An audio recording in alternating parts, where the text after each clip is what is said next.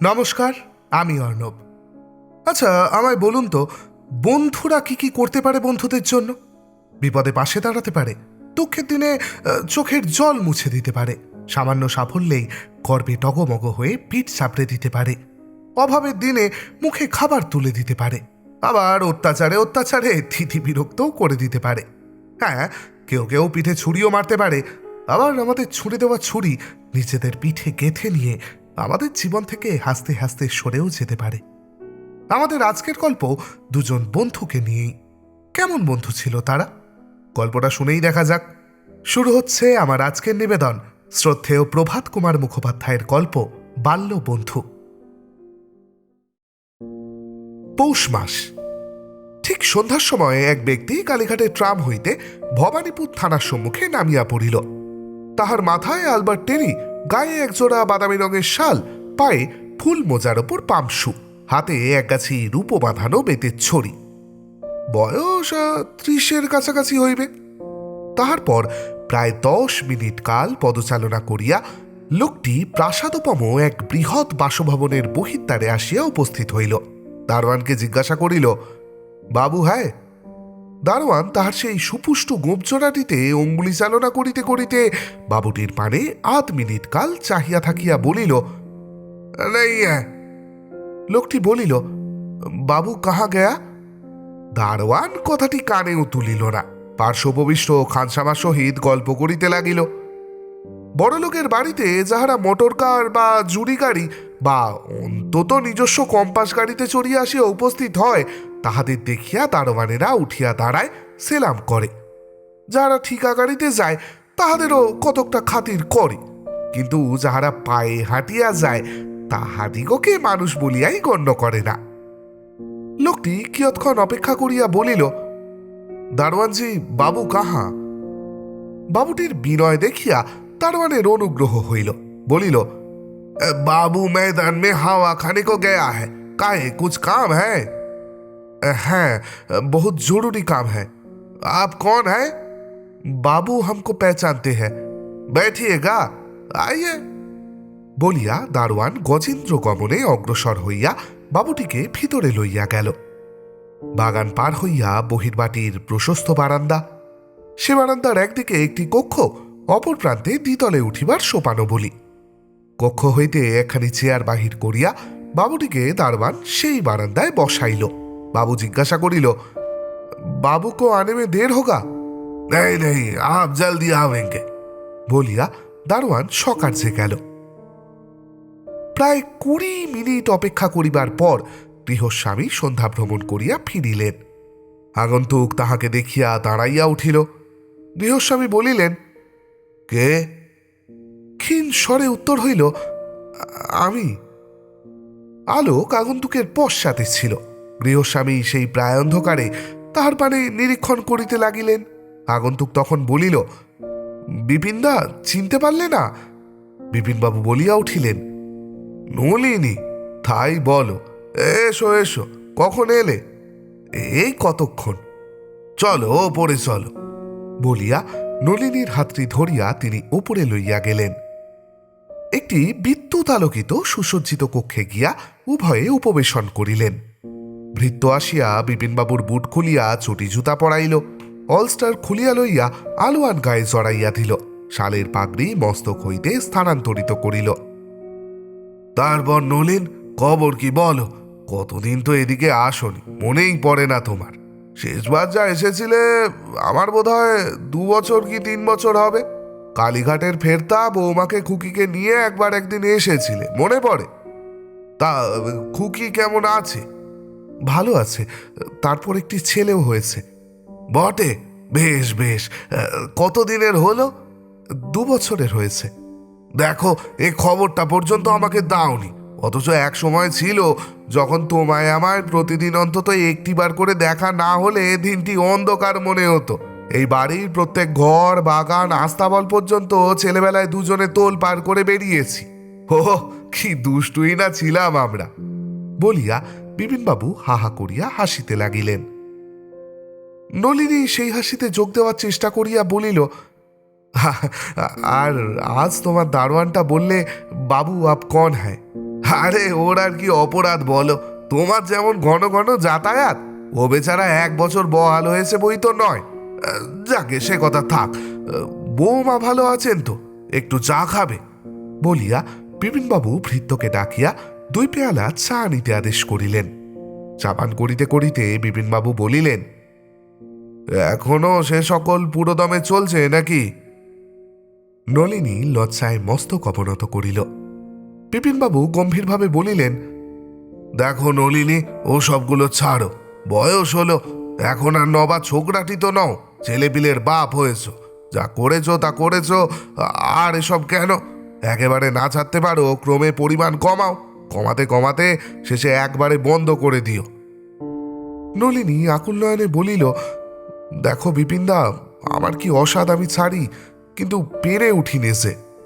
প্রতি বছর অন্তত 3বার করে, একবার ইংরেজি নববর্ষ, একবার বাংলা নববর্ষ, আর একবার নিজের জন্মদিনে প্রতিজ্ঞা করি আর মদ স্পর্শ করব না। কিছুদিন ভালো থাকিও জানো, তারপর চেকে সেই। বলিয়া নলিনী আবার মস্তক আনমিত করিল। কিয়ৎক্ষণ উভয়ে নিস্তব্ধ হইয়া বসিয়া রহিলেন।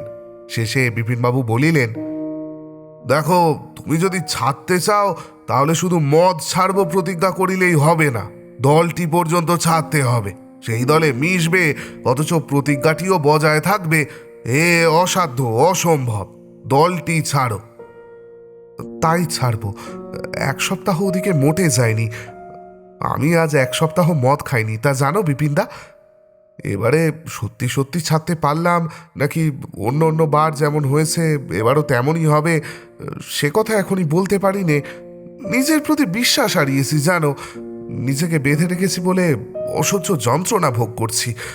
দিনে রাতে 15-16 বার চা খাই, এই তুমি চা দিলে খেয়ে একটু সুস্থ বোধ করছি। এবার মদ না ছেড়ে আমার উপায় নেই, এবার ভরাডুবি হতে বসেছি, তা জানো। বিপিনবাবু বলিলেন, না, কি হয়েছে? বাড়ি 3খানা কয়েক বছর থেকে মহাজনের কাছে বাঁধা পড়ে আছে। তারা নোটিশ ঝুলিয়েছে, 1 মাসের মধ্যে যদি টাকা পরিশোধ না করি তাহলে তারা ফোরক্লোজ করবে। বিপিনবাবু বিমর্ষভাবে বলিলেন, তা সুদে আসলে কত টাকা হয়েছে? 20,000-এর ওপর। হ্যাঁ, বলো কি, এই কবছরে এই কাণ্ডটি করে বসেছ? নলিনী নিস্তব্ধ হইয়া রহিল। কিয়ৎক্ষণ পরে বলিল, আর 1 পেয়ালা চা নাও ভাই, বেশ কড়া করে। বিপিনবাবু ভৃত্যকে ডাকিয়া চা আদেশ করিয়া বলিলেন, তা এখন উপায়? নলিনী কম্পিত স্বরে বলিল, ভাই, উপায় তো তুমি, তাই আমি আজ তোমার কাছে এসেছি। 3 বছর এদিকের রাস্তা মারাইনি ভাই, বাজ এসেছি। তুমি তো ছেলেবেলা থেকে আমার শত অপরাধ ক্ষমা করেছো, বলো, আমার দোষ নিও না। তুমি আমায় টাকাটি ধার দাও, আমি বাড়িগুলি উদ্ধার করি, নইলে আমার সব গেল, ছেলেপিলে নিয়ে গাছতলায় দাঁড়াতে হবে। বলিয়া নলিনী মুখ নত করিল। তাহার 2 চক্ষু দিয়া টসটস করিয়া জল পড়িতে লাগিল।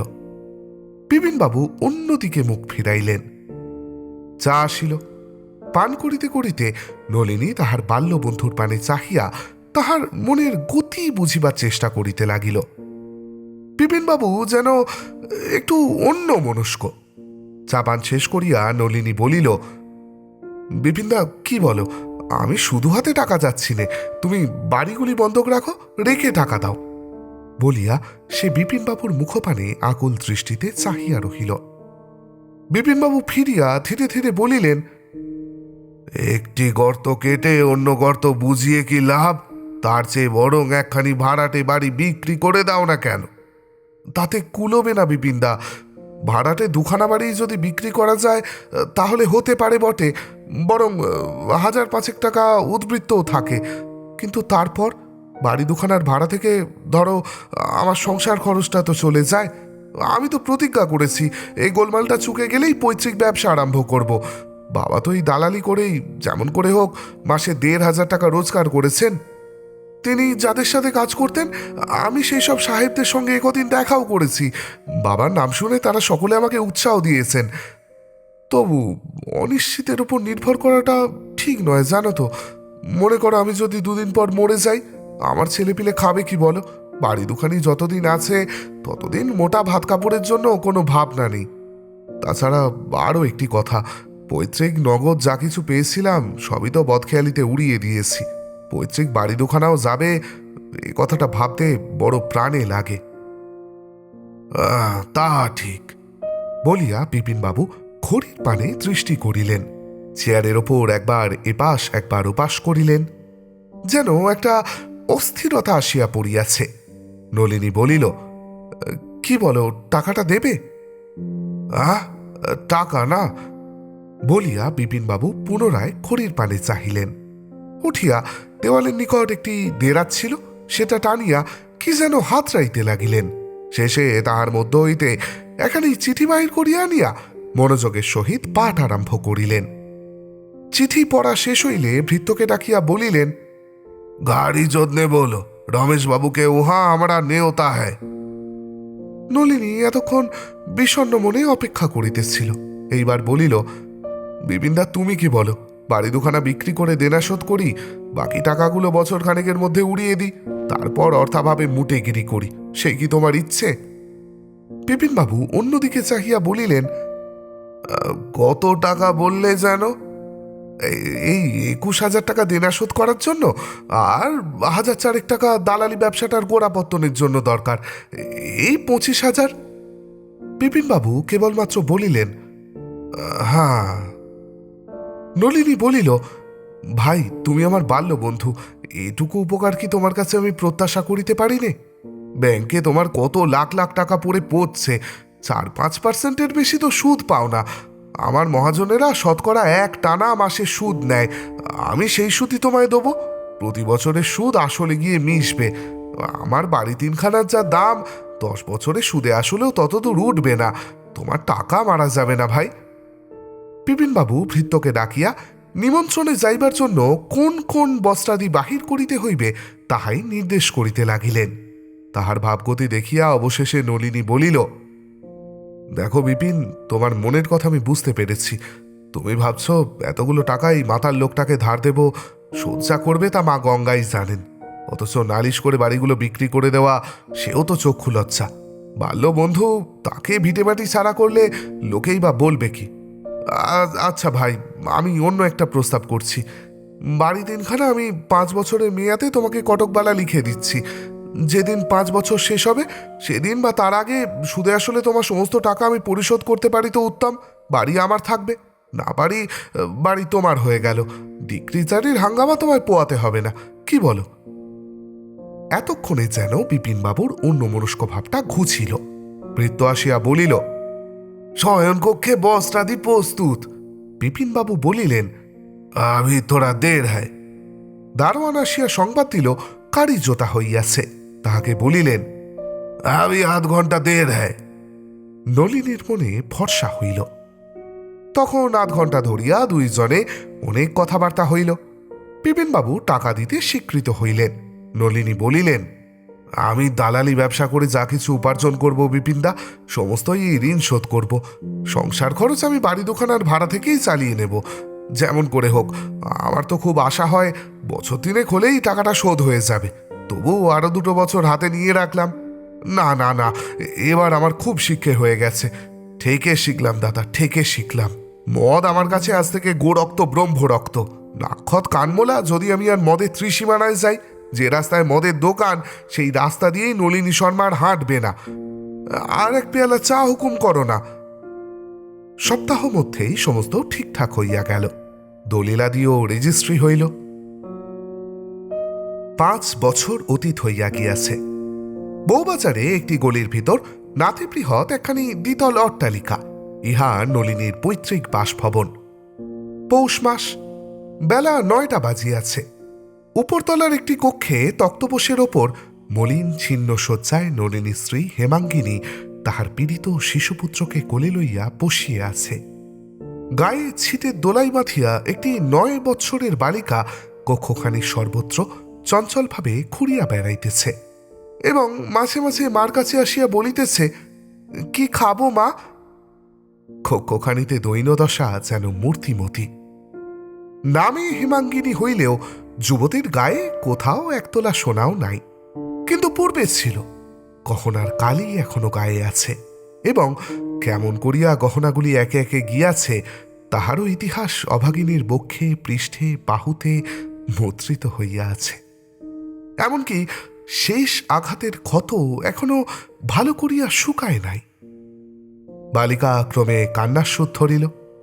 মা তখন অঞ্চল দিয়া তাহার মুখখানি মুছাইতে মুছাইতে বলিল, ছি ছি মা, কাঁদে না, একটুখানি ধৈর্য ধরে থাক, তিনি এলেন বলে। বালিকা আরও কিয়ৎক্ষণ ঘুরিয়া ফিরিয়া বেড়াইল। মাঝে মাঝে জানালার কাছে দাঁড়াইয়া রাস্তায় যত দূর দেখা যায় দেখিতে লাগিল পিতা আসিতেছেন কিনা। কিন্তু কই, তাহার তো কোনো চিহ্নও নাই। ক্রমে 10টা বাজিল। বালিকা আসিয়া বলিল, আমি যে থাকতে পারছি নে মা, বাবা কোথায় গেছেন? তিনি বাড়ি ভাড়ার টাকা আদায় করতে গেছেন মা, এখনই আসবেন। টাকা ভাঙিয়ে বাজার করে নিয়ে আসবেন, তোমার জন্য খাবার নিয়ে আসবেন, খোকার জন্য বেদানা নিয়ে আসবেন, এই এলেন বলে। বালিকা বলিল, একটা পয়সা দাও না মা, দোকান থেকে মুরগি কিনে এনে ততক্ষণ খাই। পয়সা ঘরে থাকলে কি এতক্ষণ দিতাম না মা? বলিতে বলিতে যুবতীর চক্ষু যুগল জলসিক্ত হইয়া উঠিল। হায়, এমন অবস্থাই হইয়াছে, ঘরে আজ এমন একটি পয়সা নাই যে মেয়ে মুরগি কিনিয়া খায়। অথচ 2 বছর পূর্বেও এই বালিকা তাহার টমি কুকুরকে কত রসগোল্লা খাওয়াইয়াছে। মাকে কাঁদিতে দেখিয়া বালিকা বড়ই অপ্রতিভ হইল। তাড়াতাড়ি বলিল, না মা থাক, বাসি মুরগি খেলে আমার অম্বল হয়, বাবা আসুক তখন খাবার খাব। গত 5 বছরের ইতিহাসেই নলিনী তাহার বন্ধু বিপিনবাবুর কাছে টাকা লইয়া ঋণ শোধ করিল এবং দালালি ব্যবসাও আরম্ভ করিল বটে, কিন্তু মাসখানেক যাইতে না যাইতে বিয়ার ধরিল। তাহার বন্ধুগণ তাহাকে বুঝাইয়া দিল, বিয়ার সাহেব লোক জলের পরিবর্তে ব্যবহার করেন, পানীয় বিশেষ, মদ নহে।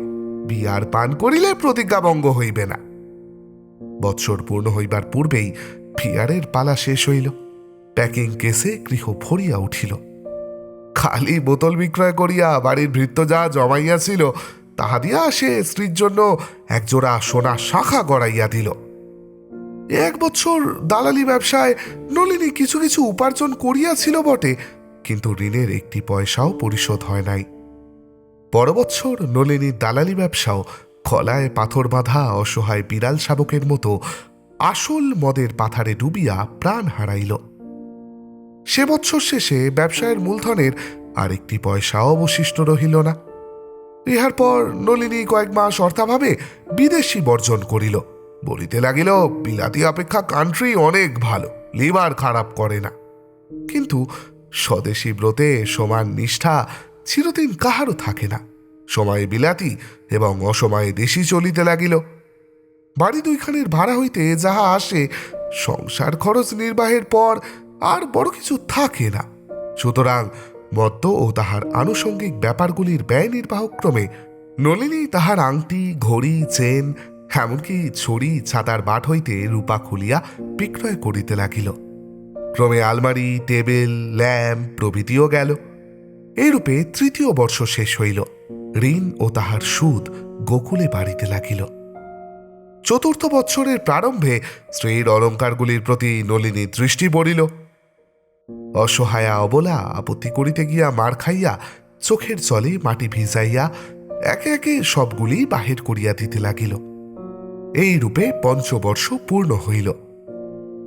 আজ 2 সপ্তাহ কাল নলিনী মদ্যপান করে নাই।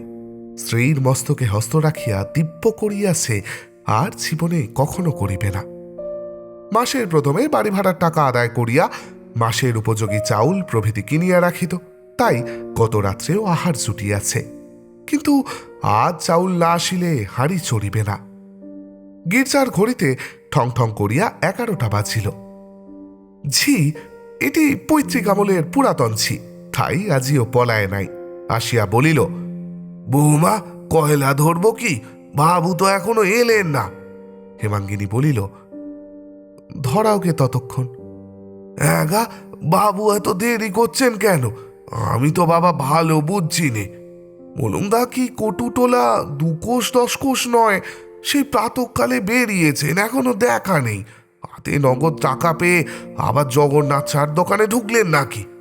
তাহলে এখন আর বাড়ি আসছেন না, সেই রাত ৩টে। হেমাঙ্কিনীর মনেও এ আশঙ্কা গোপনে জাগিতেছিল, কিন্তু সে মৌখিক বলিল, না না, তা চাননি। তিনি এলে খোকা বেদানার রস খাবে, সে কি তিনি জানেন না? খোকা এখন কেমন আছে বৌমা? এখন তো গা গরম নেই, ঘুমুচ্ছে। তবে আমি কয়লায় আগুন দিয়ে এসে খোকাকে নিই, তুমি তারপর চান করে ফেলে। ঝি বলিতে যাইতেছিলেন, একটু মুখে জল দিও, কিন্তু তাহার স্মরণ হইল ঘরে কিছুই নাই, তাই সে থামিয়া গেল। যত বেলা হইতে লাগিল, হেমাঙ্গিনীর আতঙ্ক তত বাড়িতে লাগিল। আস্তে আস্তে খোকাকে তক্তপোষে শোয়াইয়া দিয়া সে স্বয়ং জানালার কাছে গিয়া দাঁড়াইল। অধিকক্ষণ অপেক্ষা করিতে হইল না, দেখিল টলিতে টলিতে নলিনী আসিতেছে, হস্তরিক্ত, পশ্চাতে কোনো ছাকা মুটে নাই। যে আলোয়ানখানা গায়ে দিয়া প্রভাতে বাহির হইয়াছিল তাহাও গায়ে নাই। দেখিয়া হেমাঙ্গিনীর মাথা ঝিমঝিম করিতে লাগিল। সে পড়িয়া যাইবার ভয়ে দুই হাতে জানালার গরাদ শক্ত করিয়া ধরিল। সিঁড়ি বহিয়া কোনো মতে নলিনী উপরে উঠিয়া আসিল। কক্ষে প্রবেশ করিয়া পকেট হইতে মুঠো করিয়া কয়েকটা টাকা পয়সা বাহির করিয়া সজোরে ঘরের মেঝেতে ছড়াইয়া দিল।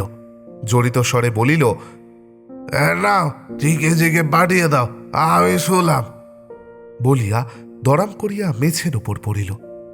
একটা কাঁসার গেলাস রাখা ছিল, তাহার কানায় লাগিয়া মস্তকের এক স্থান কাটিয়া গেল, রক্তপাত হইতে লাগিল। হায় হায় বলিয়া তাড়াতাড়ি হেমাঙ্গিনী মাতাল স্বামীর মস্তক কোলে তুলিয়া বসিল। কন্যা তাড়াতাড়ি ঘটি করিয়া জল আনিয়া দিল। হেমাঙ্গিনী নিজ পরিধানের ছিন্ন বস্ত্র ছিন্ন করিয়া জলে ভিজাইয়া আহত স্থান টিপিয়া ধরিল। কন্যাকে বলিল, পাখা দিয়ে বাতাস কর। নলিনী অচেতন। প্রায় ৮ ঘণ্টাকাল শুশ্রূষার পর অল্পে অল্পে নলিনী চোখ খুলিল। কিয়ৎক্ষণ নীরবে স্ত্রীর পানে চাহিয়া রহিল। শেষে ভগ্নস্বরে বলিল, মালাল স্বামী সেবা করছ? হেমাঙ্গিনী কাঁদিতে কাঁদিতে বলিল, কেন খেলে? তুমি যে আমার মাথায় হাত রেখে দিব্যি করেছিলে আর খাবে না, তাহলে কেন খেলে? একটি দীর্ঘ নিঃশ্বাস ফেলিয়া নলিনী বলিল, কি বলো? যদি কেউ কারোর মাথায় হাত দিয়ে দিব্যি করে আর সে কথা রাখতে না পারে, তাহলে কি হয় হিমু? যার মাথায় হাত দিয়েছিলে সে মরে যায়, আমি মরে যাব। পূর্ববৎ স্বরে নলিনী বলিল, তাই আজ আমি শেষ বোতল খেয়ে এসেছি। শুধু তুমি মরে যাবে না হিমু, তুমি মরে যাবে, আমি মরে যাব, খোকাও মরে যাবে, কুকিও মরে যাবে, আমরা সবাই মরে যাব। স্বামীর মুখে হাত চাপা দিয়া হেমাঙ্গিনী বলিল, ছি ছি, বলতে নেই, অমন কথা মুখে আনতে নেই, তুমি ঘুমাও। মা হিমু, এখন মুখে আনতে আছে। তুমি মরে যাবে, আমি মরে যাব, খোকা মরে যাবে, খুকি মরে যাবে, না খেতে পেয়ে আমরা সবাই মরে যাব। একটা কাবুলিওয়ালার কাছে গায়ের আলোয়ান বিক্রি করে 5টি টাকা পেয়েছিলাম, আর আমার মদ খেয়েছি 4.5 টাকা আছে। এই তো ঘরে ছড়িয়ে ফেললাম, কই সেগুলো? বলিয়া নলিনী নিচের দিকে দৃষ্টি করিতে লাগিল। সে ঝি কুড়িয়ে রেখেছে, বাজার করতে গেছে। আমার খুকি কই? আমার খোকা? ঝি খোকাকে কোলে করে খুকির হাত ধরে বাজারে গেছে, ওদের খাবার কিনে দেবে, চাল ডাল তরকারি সব কিনে আনবে। মেঝের উপর শুয়ে তো তোমার কষ্ট হচ্ছে, চলো বিছানায় শোবে, চলো, ওঠো। উঠছে, যতদিন ওই 4.5 টাকা আছে ততদিনই খাবার চলবে, তারপরে উপবাস, অনাহারে মৃত্যু, সর্বস্ব গেছে হেম। মলঙ্গালিনের বাড়িতে ভাড়া চাইতে গেলাম, ভাড়াটে অ্যাটর্নি বাড়ির চিঠি দেখালো, তাতে লেখা আছে ও বাড়ি এখন তাদের মক্কেল ভবানীপুরের বিপিন বাবুর যে সম্পত্তি। ভাড়াটে যেন কাউকে ভাড়া টাকা না দেয়, ভাড়া এখন থেকে বিপিন বাবুর প্রাপ্য। ভাড়াটে জিজ্ঞাসা করলো এ কথা ঠিক? আমি বললাম খুব ঠিক, বলে কলুটোলায় গেলাম, সেখানকার বাড়িতে ভাড়া চাইলাম, সেই ভাড়াটা ওই একরকম একখানা চিঠি বের করলো। আমায় জিজ্ঞেস করলে এ যা লিখেছে তা কি ঠিক? আমি বললাম খুব ঠিক। আমার মাথা ঘুরতে লাগলো। মদ না খেয়েও আমি মাতালের মতো হয়ে গেলাম। মনে মনে খুব ঠিক খুব ঠিক বলতে বলতে একটা কাবুলিওয়ালার দোকানে গিয়ে আলোয়ান বিক্রি করলাম। ভাবলাম এবার তো আমরা না খেতে পেয়ে মরে যাব, যাই শেষবার একবার মদ খেয়ে নি ভেবে জগন্নাথ চার দোকানে ঢুকলাম। এতদিনে ঠিক হয়েছে নয় হিমু, যে মদ খায় ক্রমে তার সর্বস্ব যায়, তাকে পথের ভিখিরি হতে হয়। না খেতে পেয়ে তার স্ত্রী, তার ছেলে, তার মেয়ে সব যায়, তাই না হিমু? এ কথা খুব ঠিক, খুব ঠিক। নলিনীর চক্ষু দিয়া প্রবল বেগে অশ্রু বাহির হইতে লাগিল। হেমাঙ্গিনী তাহার চক্ষু মুছাইতে মুছাইতে অশ্রুগদগদ কণ্ঠে বলিল, ছি, অমন কথা তুমি কেন বলছো? সর্বস্ব গেছে গেছেই। তুমি ভালো হও, সৎপথে থাকো, আবার কত হবে। ওঠো, বিছানায় চলো, জামাটা ছেড়ে ফেলো, ভিজে গেছে। নলিনী অসহায় বালকটির মতো স্ত্রীর হস্তে আত্মসমর্পণ করিল। বস্ত্রাদি পরিবর্তনের পর শয্যায় শয়ন করিয়া বলিল, এবারই ছেড়ে দেওয়ার জন্য নোটিশ দেবে। এবারিও তার হয়ে গেছে। তারপর গাছতলায় পড়ে অনাহারে আমাদের মৃত্যু। হেমাঙ্গিনী বলিল, না না, তুমি ভেবো না, বাড়ি থেকে উঠে যেতে হয় যাব, তারপর আর কি, দেশে গিয়ে থাকবো। দেশে না হয় একটা ভাঙা ফুটো বাড়ি আছে, বিষয় সম্পত্তি তো নেই, খাবো কি? সেজন্য তুমি ভেবো না, ভগবানের রাজ্যে কেউ কি না খেয়ে মরে? গাছের পাখিতে, বনের পশুতে, জলের মাছকে যিনি আহার যোগাচ্ছেন, তিনি কি আমাদের না খেতে পেয়ে মরতে দেবেন? কখনোই নয়। নলিনী নয়ন মুদ্রিত করিয়া কিয়ৎক্ষণ চিন্তা করিল, শেষে ধীরে ধীরে বলিল, বনের পাখি, বনের পশু কি মদ খাওয়ার জন্য স্ত্রীর গায়ের গয়না কেড়ে নেয়? তা নেয় না সত্যি। তুমি তুমি আর মদ খেও না, তুমি ভালো হও, আবার কত হবে। আমি আজ 5 বছর সকালে সন্ধে হরিতলায় মাথা খুঁড়েছি, কত ঠাকুর দেবতাকে মানত করেছি যাতে তোমার সুবুদ্ধি হয়। আমার সেসব প্রার্থনা কি নিষ্ফল হবে? এত কষ্টের পরেও কি দেবতারা আমার পানে মুখ তুলে চাইবেন না? তুমি ভগবানকে ডাকো, অবশ্যই তার দয়া হবে, আবার সব হবে। তোমার 2 পায়ে পড়ি, তুমি মন খারাপ করো না, একটু ঘুমাও দেখি। ছি, বুঝি এতক্ষণে এলো, নিচে তার সাড়া পাচ্ছি। তুমি ঘুমুলে তবে আমি রান্না করতে যাব, ঘুমো। নলিনী কাতর কণ্ঠে বলিল, আমার মাথার ভিতর আগুন জ্বলছে, আমার কি ঘুম হবে? খুব হবে, তুমি স্থির থাকো।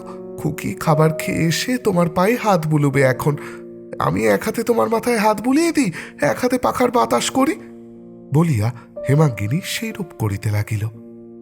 কিয়ৎক্ষণ পর নলিনী আবার চক্ষু খুলিল, স্ত্রীর মুখের পানে কিয়ৎক্ষণ চাহিয়া থাকিয়া বলিল, এমো কি? আমি কতদিন তোমায় মেরেছি, তোমার জুতো পর্যন্ত মেরেছি, তুমি কেন আমার সেবা করছো? অল্প হাসিয়া হেমাঙ্গিনী বলিল, কেন সেবা করছি? বেশ করছি, যাও, আমার খুশি। বলিয়া অবনত হইয়া স্বামীর মুখ চুম্বন করিল। তাহার পর নলিনী ঘুমাইয়া পড়িল। বৈকালে অ্যাটর্নি অফিস থেকে নলিনীর নামে পত্র আসিল যে তাহার বসত বাটিখানি এখন ভবানীপুরের বিপিন বাবুর সম্পত্তি। অদ্য হইতে সপ্তাহ পরে যেন বাড়ি সে খালি করিয়া দেয়। সে রাত্রি এই অভাগ্য দম্পতির যে কিভাবে কাটিল তাহার বর্ণনা নিষ্প্রয়োজন। পরদিন প্রভাতে হেমাঙ্গিনী স্বামীকে বলিল, দেখো, একবার ভবানীপুরে গিয়ে বিপিনবাবুর সঙ্গে দেখা করলে হয় না? নলিনী বলিল, কি ফল হবে? দেখো, তিনি তোমার ছেলেবেলাকার বন্ধু, তার কাছে 25,000 টাকা ধার করেছ বলেই যে তিনি এমন করে আমাদের সর্বনাশ করবেন, এ তো বিশ্বাস হয় না। আমার বোধ হয় তোমায় ভয় দেখাবার জন্যই তিনি এমন করছেন। তুমি গিয়ে একটু বললে কইলেই বোধ হয় সময় আর কিছু বাড়িয়ে দিতে পারেন। নলিনী ওষ্ঠযুগল বক্র করিয়া বিদ্রূপের স্বরে বলিল, ছেলেবেলাকার বন্ধু, তারা হলো বিষয়ী লোক, টাকাই তাদের ধ্যান, টাকাই তাদের দেবতা। ছেলেবেলাকার বন্ধু, যখন 5 বছর আগে তার কাছে টাকা ধার করতে গিয়েছিলাম তখনই সে বন্ধুত্বর পরিচয় পেয়েছি। টাকা দেওয়ার নাম শুনলেই যেন ঘূর্ণি রোগে ধরলো, ছটফট করতে লাগলো। শেষে যখন কটকবলার কথা বললাম তখন সে স্থির হলো। তুমিও যেমন, বিষয়ী লোকের আবার বন্ধুত্ব। হেমাঙ্গিনী আঁচল খুঁটিতে খুঁটিতে কিয়ৎক্ষণ চিন্তা করিয়া শেষে বলিল, লোকে বলে ছেলেবেলার ভালোবাসাই ভালোবাসা, তুমি হয়তো তার প্রতি অবিচার করছো। হ্যাঁ, ভালোবাসা ছিল বটে এককালে ভালোবাসা, তবে সে ভালোবাসা টাকার বস্তার চাপে ত্রাহি ডাক ছেড়ে অনেক দিন মরে গেছে। হেমাঙ্গিনী নীরবে বসিয়া রহিল। ক্রমে তাহার চক্ষুযুগল সচল হইয়া উঠিল। ইহা লক্ষ্য করিয়া নলিনী ব্যথিত হইল, বলিল, আচ্ছা তুমি যখন বলছো তখন যাই, গিয়ে একবার বলে কয়ে দেখি। সময় বাড়িয়ে নেওয়া মিছে, কোথায় পাবো আমি টাকা যে 1 বছর কি 2 বছর পর শোধ করব? দেখি যদি ভাড়াটে বাড়ি দুখানি নিয়েই সে সন্তুষ্ট হয়, হে বাড়িখানি আমায় ছেড়ে দেয়। বলিয়া নলিনী যাইতে প্রস্তুত হইল। হেমাঙ্গিনী বলিল, একটু জল মুখে দিয়ে যাও, কাল রাত্রি থেকে কিচ্ছু খাওনি। বলিয়া 2টি সন্দেশ আর 1 গ্লাস জল আনিয়া দিল। বাক্স খুলিয়া ট্রামের পয়সা বাহির করিতেছিল। নলিনী জিজ্ঞাসা করিল, আর কত আছে? 3.25 টাকা। থাক, ট্রামের পয়সায় কাজ নেই, ঠান্ডায় ঠান্ডায় হেঁটেই যাব এখন। হেমাঙ্গিনী একটি দীর্ঘ নিঃশ্বাস ফেলিয়া বাক্স বন্ধ করিল। নলিনী যখন পদব্রজে ভবানীপুরের বিপিনবাবুর ফটকের সামনে উপস্থিত হইল তখন 9টা বাজিয়া গিয়াছে। দারোয়ানের নিকট শুনিল বাবু বাড়িতেই আছেন। অনেক সাধ্য সাধনার পর দারোয়ানজি নলিনীর আগমন সংবাদটা জানাইতে স্বীকৃত হইল। ক্রমে নলিনীর ডাক পড়িল। বিপিনবাবু তখন নিচের তলার বারান্দার প্রান্তবর্তী কক্ষখানিতে টেবিলের সম্মুখে বসিয়া সংবাদপত্র পাঠ করিতেছিলেন। পার্শ্বে 8 পেয়ালা ঠান্ডা চা পড়িয়াছিল। পেয়ালার কানায় 2-3টে মাছি ঘুরিয়া বেড়াইতেছিল। নলিনীকে প্রবেশ করিতে শুনিয়াও প্রথমটা বিপিনবাবু সংবাদপত্র হইতে চক্ষু উঠাইলেন না। একটু অপেক্ষা করিয়া নলিনী বলিল, বিপিনদা। বিপিনবাবু তখন চক্ষু তুলিলেন, দেখিলেন নলিনীর বেশে সে পূর্বেকার পারিপাট্য নাই। চুলগুলি উড়িতেছে, 3 দিন নাকামাইয়া দাড়িগুলি খোঁচা খোঁচা হইয়া উঠিয়াছে। গায়ে একটা বর্ণবিকৃত কোট, তাহার ওপর একখানা পুরাতন বালাপোষ। মুখ শুষ্ক, চক্ষু 2টি বসিয়া গিয়াছে, অঙ্গে আর সে লাবণ্য নাই। বিপিনবাবু বলিলেন, নলিনী যে, বস। একখানা চেয়ার টানিয়া লইয়া নলিনী উপবেশন করিল।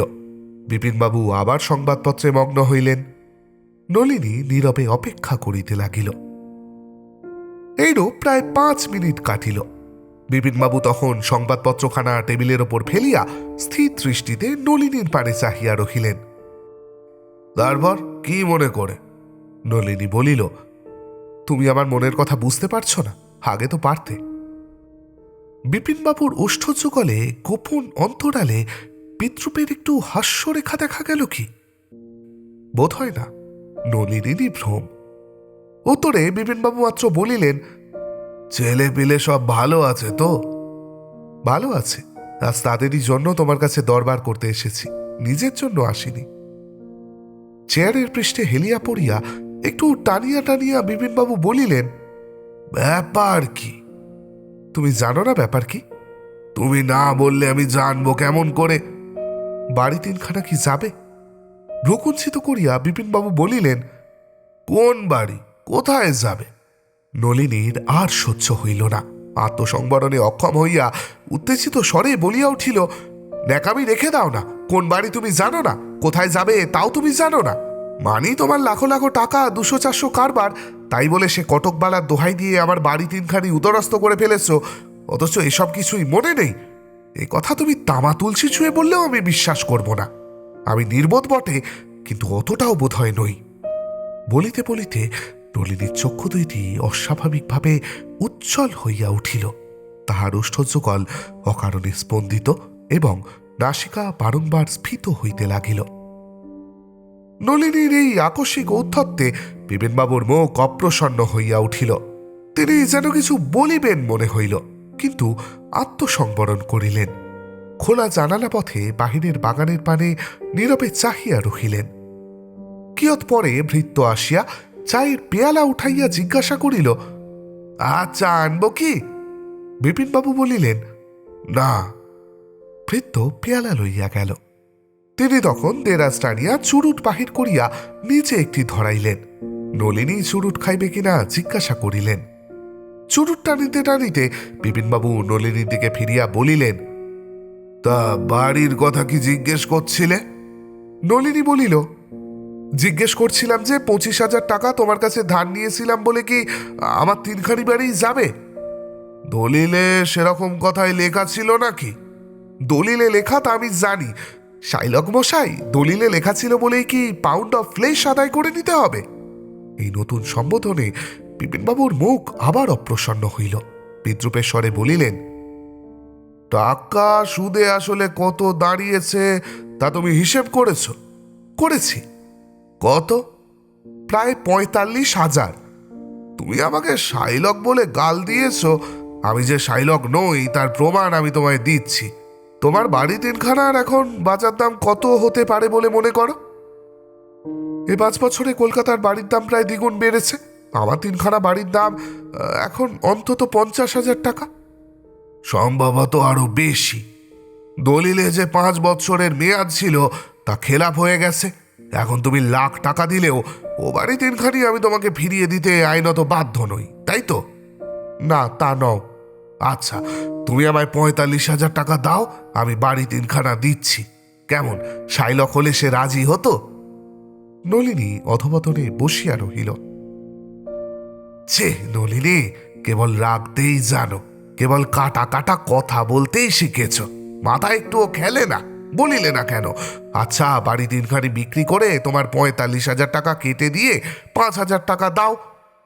তোমার বিপিনদা কি উত্তর দিতেন একবার শোনা যাইত? কিয়ৎক্ষণ নীরব থাকিয়া বিনীত কাতর স্বরে নলিনী বলিল, ভাই, 45,000 টাকার কথা কি বলছো? আর যদি 45 টাকা নিয়েও বাড়ি ছেড়ে দেওয়ার প্রস্তাব করতে, তাও আমার দেওয়ার সাধ্য হতো না। ঘরে যা আছে আজ কাল পরশু 3 দিনের খোরাক হবে, তারপর থেকে উপবাস। বিপিনবাবু চুরুটে একটা টান দিয়া অল্পে অল্পে সেই রাশিকৃত ধূম ফু ফু করিয়া বাহির করিয়া দিলেন। শেষে বলিলেন, আমায় কি করতে বলো? নলিনী তখন হাত দুটি জোর করিয়া বলিতে লাগিল, ভাই, ছেলেবেলায় আমাদের দুজনের মধ্যে যে ভালোবাসা ছিল, সেই ভালোবাসার দোহাই, আমাকে নষ্ট করো না। আমার সুদ কিছু তুমি মাফ করো। আমার বাড়ি 3খানার দাম এখন 50,000 টাকার ওপর, তা তো তুমি নিজেই বলেছ। তুমি বিষয়ী লোক, আমার চেয়ে এসব জিনিস তুমি অনেক ভালো জানো। তুমি ভাড়াটে বাড়ি 2খানি নিয়েই আমায় নিষ্কৃতি দাও। ও 2খানার দামও অন্তত 36-37,000 টাকা হবে। আমার দেনার আসল 25,000 টাকার চেয়ে তো অনেক বেশি। মনে করো সুদটা কিছু কমই পেলে। আমার পৈতৃক ভিটেখানি আমায় ছেড়ে দাও, নইলে ছেলেপিলে নিয়ে আমায় রাস্তায় দাঁড়াতে হবে। আমার মাথা গোছবার ঠাইটুকু থাকলে আমি দুঃখ ধান্দা করে হোক, যেমন করে হোক, ছেলেপিলেগুলিকে ডাল ভাত খেতে দিতে পারবো। আমি তোমার কাছে নগদ কিছু চাচ্ছি নে, যদিও 3টি টাকা মাত্র আমার সম্বল। 3 দিন আমার খাবার আছে, এর মধ্যে আমি কিছু একটা জোগাড় করে নেব। সুদের টাকা কিছু আমার মাপ করো, বসত বাড়িখানি আমাকে ফিরিয়ে দাও। বিপিনবাবু মস্তক অবনত করিয়া শুনিতেছিলেন। তাহার চুরুট নিবিয়া গিয়াছিল।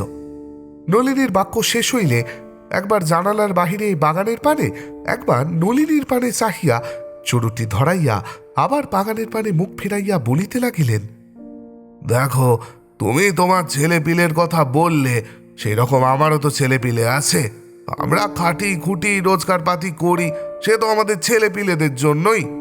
আমাদের অবর্তমানে তারা যেন কোনো কষ্ট না পায়, সেইটে আমাদের করে যেতে হবে।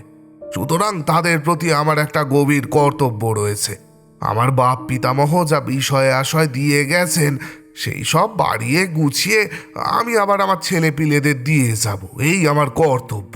বন্ধুত্বের খাতিরে ছেলেবেলার ভালোবাসার দোহাই মেনে যদি সে বিষয় সম্পত্তির কোনো অংশ আমি বরবাদ করি, তাহলে কি আমার অধর্ম হবে না? বাল্য বন্ধুর এই গভীর ধর্মজ্ঞান ও কর্মবোধ দেখিয়া বড় দুঃখেও নলিনীর হাসি পাইল, কিন্তু মুহূর্ত পরেই সে হাসিটুকু তাহার ওষ্ঠ হইতে মিলাইয়া গেল। ঘৃণায় তাহার মন পূর্ণ হইয়া উঠিতে লাগিল। ভাবিল, সংসারের কি বিচিত্র গতি, যে একদিন আমার পায়ে একটি কাঁটা ফুটিলে সমবেদনায় ম্রিয়মান হইত, সে আজ আমার এই দুর্দশা দেখিয়া অবিচলিত। যে হৃদয় ফুলের মতো সুকুমার ছিল, অর্থলিপ্সা তাহাকে পাষাণের মতো কঠিন করিয়া ফেলিয়াছে, দেবতাকে পিশাচে পরিণত করিয়াছে। নলিনীকে স্তব্ধ দেখিয়া বিপিনবাবু বলিলেন, তোমার বসত বাড়ির একখানি ভাড়াটে জুটিয়াছে, মাসে 50 টাকা ভাড়া দিতে চাচ্ছে। আমার অ্যাটর্নিরা কালে কথা চিঠিতে আমায় লিখেছে। নলিনী বলিল, হ্যাঁ, কাল বিকেলে আমাকেও তারা 7 দিনের পর বাড়ি ছেড়ে দিতে নোটিশ দিয়েছে। চুরুটে কয়েক টান দিয়া বিপিনবাবু বলিলেন, আমার বিবেচনায় একখানা ছোটখাটো ভাড়াটে বাড়ি খুঁজে নেওয়া তোমার উচিত। ওপরে একখানি কি দুখানি শোবার ঘর, নিচে একটি রান্নাঘর, একখানি ভাড়ার ঘর, আর কল পায়খানা থাকবে। এই হলেই তোমার সংকুলান হয়ে যাবে। তাই এরকম একখানি বাড়ি শহরের ভিতর অবশ্য বেশি লাগবে। এ ভবানীপুর অঞ্চলে খুঁজলে 10-15 টাকাতেও পেতে পারো। ইচ্ছে করো তো আমার সরকারকে বলি, খুঁজে দেবে এখন। বড় বাড়ি তোমার দরকারই বাকি। তোমরা স্ত্রী পুরুষ, একটি ছেলে একটি মেয়ে বই তো নও। ওই রকম একটা ছোট বাড়িতে বেশ সংকুলান হয়ে যাবে এখন, কি বলো? নলিনী কথা কহিল না, মাথা হেট করিয়া কি যেন ভাবিতে লাগিল। কিয়ৎক্ষণ অপেক্ষা করিয়া বিপিনবাবু বলিলেন, বলবো সরকারকে খুঁজে দেখতে। নলিনী উচ্চকণ্ঠে বলিল, থাক, তাকে আর কষ্ট দিয়ে কি হবে বলো, আমিই খুঁজে নিতে পারবো। অনেক দয়াই তো করলে, আর একটু দয়া যদি করো তাহলে আর নতুন বাড়ি খোঁজার দরকার হবে না। না খেতে পেয়ে আমরা স্ত্রী পুরুষ তো বেশি দিন বাঁচবো না। আমরা মরে গেলে আমাদের ছেলে মেয়েই বা বেঁচে থেকে কি করে? তুমি দয়ার সাগর, দয়া করে সময়টা একটু যদি বাড়িয়ে দাও, 7 দিনের জায়গায় 1 মাস করে দাও। যে বাড়িতে জন্মেছি সেই বাড়িতেই আমরা মরি। তোমার ওই বাড়িতে 1 মাস থাকতে থাকতেই সব সাফ হয়ে যাবে এখন। কথাগুলি যেন প্রেতের মতো অট্টহাস্য করিতে করিতে সেই কক্ষ মধ্যে ঘুরিয়া বেড়াইতে লাগিল। তাহার বিকট অঙ্গ প্রত্যঙ্গ হইতে যেন রক্তধারা ছড়িতেছে, নলিনীর বুকের মধ্যে সদ্য রক্ত। বিপিনবাবু আবার বাগানের দিকে দৃষ্টিবদ্ধ করিলেন। নলিনী তখন উঠিয়া দাঁড়াইল, পূর্বাপেক্ষা নিম্নস্বরে বলিল, তবে বিদায় হই, মিছে তোমার সময় নষ্ট করিতেছি। বিপিনবাবু কোমলভাবে হাসিয়া বলিলেন, বস। নলিনী বসিয়া উদাস দৃষ্টিতে বিপিনবাবুর পানে চাহিয়া রহিল। বিপিনবাবু বলিলেন, একটু চা আনাবো, খাবে? না, থাক। দেরাজ হইতে একটা চুরুট বাহির করিয়া বলিলেন, একটা খাও না। তুমি খাও। চুরুট রাখিয়া প্রথমে ধীরে, পরে উত্তেজনার স্বরে বিপিনবাবু বলিতে লাগিলেন, একটু আগে তোমায় যা বলেছি, বন্ধুত্বের খাতিরে আমার ছেলে পিলের প্রতি আমি অবিচার করতে পারবো না, সে মত আমার বদলায়নি। তবে আমি তোমার সমস্যা যে বুঝতে পারছি নে তাও নয়। পৈতৃক ভিটেতে কম্বল মুড়ি দিয়ে শুয়ে অনশনে প্রাণ ত্যাগ, ওসব নাটুকে কথা তুমি ছেড়ে দাও। এখন স্ত্রী পুরুষের ভরণ পোষণের জন্য তোমায় জীবিকা সন্ধানে বেরুতে হবে। মনে নেই ছেলেবেলায় স্কুলে আমরা পড়তাম, উদ্যোগিনাং পুরুষ সিংহম পৈতি লক্ষ্মী। উদ্যোগী পুরুষ সিংহ লক্ষ্মীকে প্রাপ্ত হয়। না খেতে পেয়ে মরে যাব, আমার ছেলে মেয়ে মরে যাবে, এসব কি কথা? তুমি পুরুষ মানুষ, এ কি পুরুষের কথা? এই স্ত্রীলোকের কাঁদুনি। মনকে দৃঢ় করো, কোমর বেঁধে দাঁড়াও। এই কলকাতা শহরে 10 লক্ষ লোকের আহার জুটছে, তোমার জুটবে না। উদ্যোগী হও, কখনোই তোমার স্ত্রী পুত্রকে অনাহারে মরতে হবে না। এই পর্যন্ত বলিয়া বিপিনবাবু অর্ধমিনিট কাল নীরব রহিলেন। তাহার পর মস্তক নামাইয়া বলিলেন, এ অবস্থায় নতুন বাড়ি খুঁজে সেখানে গিয়ে বসা, মাসে মাসে তার ভাড়া জোগানো তোমার পক্ষে ভারী অসুবিধার হবে। আমি তোমার কাছে একটি প্রস্তাব করছি। তোমার বসত বাড়িখানি আমি 1 বছরের জন্য তোমায় ছেড়ে দিচ্ছি। তুমি যদি চেষ্টা করো, আমার বিশ্বাস 1 বছরের মধ্যে তুমি নিজের অবস্থার অন্তত একটু উন্নতি করে নিতে পারবে, যাতে বাড়ি ভাড়া নিয়েই কলকাতা শহরে সপরিবারে গরিব গৃহস্থের মতো বাস করতে পারো। 5 তারিখ থেকে 1 বছর পর্যন্ত তুমি ও বাড়িতে বাস করো। কথা শেষ হইবা মাত্র নলিনী উঠিয়া দাঁড়াইল, ব্যঙ্গস্বরে বলিল, ভাল্য বন্ধু, ধন্যবাদ। এই অসাধারণ দয়ার জন্য ধন্যবাদ। পাদ্রী সাহেব, এই অযাচিত উপদেশের জন্যও ধন্যবাদ। বলিয়া নলিনী দ্রুত বাহির হইয়া গেল। কক্ষের বাহির হইয়া বারান্দায় নলিনী ঘড়ি দেখিল। বেলা তখন 1:45। ফটকের বাহির হইয়া হরিশ মুখুজ্জে স্ট্রিট ধরিয়া দ্রুত পদে উত্তর মুখে চলিতে লাগিল। ক্রমে যখন সে ময়দানে আসিয়া পৌঁছিল, তখন তাহার ললাট কর্মসিক্ত ক্লান্ত হইয়া পড়িয়াছে। ঝুরঝুর করিয়া মিঠা হাওয়া বহিতেছিল। একটা বৃহৎ বটবৃক্ষের ছায়ায় নলিনী বিশ্রামার্থ দাঁড়াইল। অদূরে চৌরঙ্গীর অগণ্য সৌধ শ্রেণী ঘণ্টা বাজাইয়া হুহু করিয়া অফিস যাত্রী বোঝাই ট্রাম গাড়ি ছুটিতেছে। কর্মকোলাহলের অন্ত নাই। নলিনী দাঁড়াইয়া উদাস নেত্রে তাহাই দেখিতে লাগিল, আর ভাবিতে লাগিল, এত লোক কর্মস্থানে যাইতেছে, আমারই কোনো কর্ম নাই। যদিও বিপিনবাবুর কথাগুলিকে সে অযাচিত উপদেশ বলিয়া উপহাস করিয়া আসিয়াছে, তথাপি সে উপদেশ বাণী তাহার মনের দুয়ারে আসিয়া বারংবার আঘাত করিতে লাগিল। নলিনী মনে মনে বলিতে লাগিল, উদ্যোগিনাং পুরুষ সিংহমুপতই লক্ষ্মী। ঠিক কথা, কেন আমি না খেতে পেয়ে মরব? কেন আমার স্ত্রীপুত্র না খেতে পেয়ে মরবে? ঠিক কথা, আমি কর্মের সন্ধান করব, যে কোনো কর্ম হোক, আমার মান অপমান নাই। একবেলাও যদি আহার পাই তাহলেও প্রাণহরণ হবে না, তাও কি ছুটবে না? অবশ্যই জুটিয়ে নেব, আমায় বাঁচতে হবে, আমার স্ত্রী ছেলে মেয়েকে বাঁচতেই হবে। দেখি ভগবান কি করেন। নলিনী মনে বেশ একটু উত্তেজনা অনুভব করিতে লাগিল। চৌরঙ্গীর একটা ত্রিতল অট্টালিকার ওপর বড় বড় লাল অক্ষরে একটি ইংরাজি দোকানের নাম পড়া যাইতেছিল। নলিনী সেই দিকেই পদচারণা করিল। দোকানের দ্বারে পৌঁছিয়া দারোয়ানকে অনেক খোসামত করিয়া ত্রিতলের ওপর বড় সাহেবের অফিস কক্ষে নলিনী নীত হইল। সাহেব খাতাপত্র লইয়া হিসাব পরীক্ষা করিতেছিলেন। লোকটি প্রৌঢ় বয়স্ক, মস্তকে কেশ অত্যন্ত বিরল, খুব তাড়ি কামানো। নলিনী প্রবেশ করিয়া বলিল, গুড মর্নিং স্যার। সাহেব কাগজ হইতে চক্ষু তুলিয়া ইংরেজিতে বলিলেন, গুড মর্নিং। কি চাই বাবু? আগে কর্ম চাই। আপনি অনুগ্রহ করে যদি আমায় কর্মে নিযুক্ত করেন তবে আমি খাইতে পাই, নহিলে আমায় চুরি কিংবা আত্মহত্যা এই দুইয়ের মধ্যে একটা করিতে হইবে। সাহেব নলিনীর ভাবভঙ্গি দেখিয়া এবং তাহার এই অদ্ভুত উক্তি শুনিয়া তাকে উন্মাদ বলিয়া স্থির করিলেন। একটু শঙ্কিতও হইলেন। ভিত্তিগাত্রে প্রথিত লোহার সিন্দুকটির দিকে সততই তাহার চক্ষু আকৃষ্ট হইল। সিন্দুক বন্ধ হইয়াছে। নিজের পকেটে হাত দিয়া দেখিলেন চাবি যথাস্থানেই আছে। কি জানি, লোকটি যদি হঠাৎ আক্রমণ করে, এই ভাবিয়া ভৃত্য ডাকিবার ঘণ্টা বাজাইলেন। ভৃত্য আসিয়া দাঁড়াইল। সাহেব তখন মিষ্টস্বরে বলিলেন, বাবু, আমি বড়ই দুঃখিত হইলাম। উপস্থিত আমার অফিসে কোনো কার্য খালি নাই। তুমি বরং তোমার সার্টিফিকেটগুলির নকল সহ ডাকে আমায় দরখাস্ত পাঠাও। কর্মখালি হইলেই তোমার বিষয় বিবেচনা করিব। Good morning. ভৃত্যকে বলিলেন, বাবুকে রাস্তা দেখাও। নলিনী একটি দীর্ঘ নিঃশ্বাস ফেলিয়া বাহির হইয়া গেল। পরে পরে আরও একটি ইংরেজি দোকানের বড় সাহেবের সহিত সাক্ষাৎ করিতে চেষ্টা করিল, কিন্তু আর সফল কাম হইল না। কোন দারোয়ানের অনুগ্রহই হইল না। কোথাও তাহার অনুগ্রহ হইল তো সাহেবের ফুরসত হইল না। নলিনী তখন ধীরে ধীরে ধর্মতলার দিকে অগ্রসর হইল। কিয়ৎক্ষণ পরে সে কোনো বিখ্যাত ইংরাজি দৈনিক সংবাদপত্র অফিসের ফটকের সম্মুখে উপস্থিত হইল।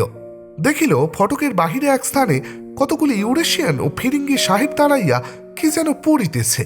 নিকটে গিয়া বুঝিল তক্তার উপর সেদিনকার সংবাদপত্রখানি অংশে অংশে লাগানো রহিয়াছে। অধিকাংশ লোকই কর্মখালির বিজ্ঞাপন পাঠ করিতেছে। ইহাই তো নলিনী চায়। সেও মনোযোগ সহকারে বিজ্ঞাপনগুলি পড়িতে লাগিল।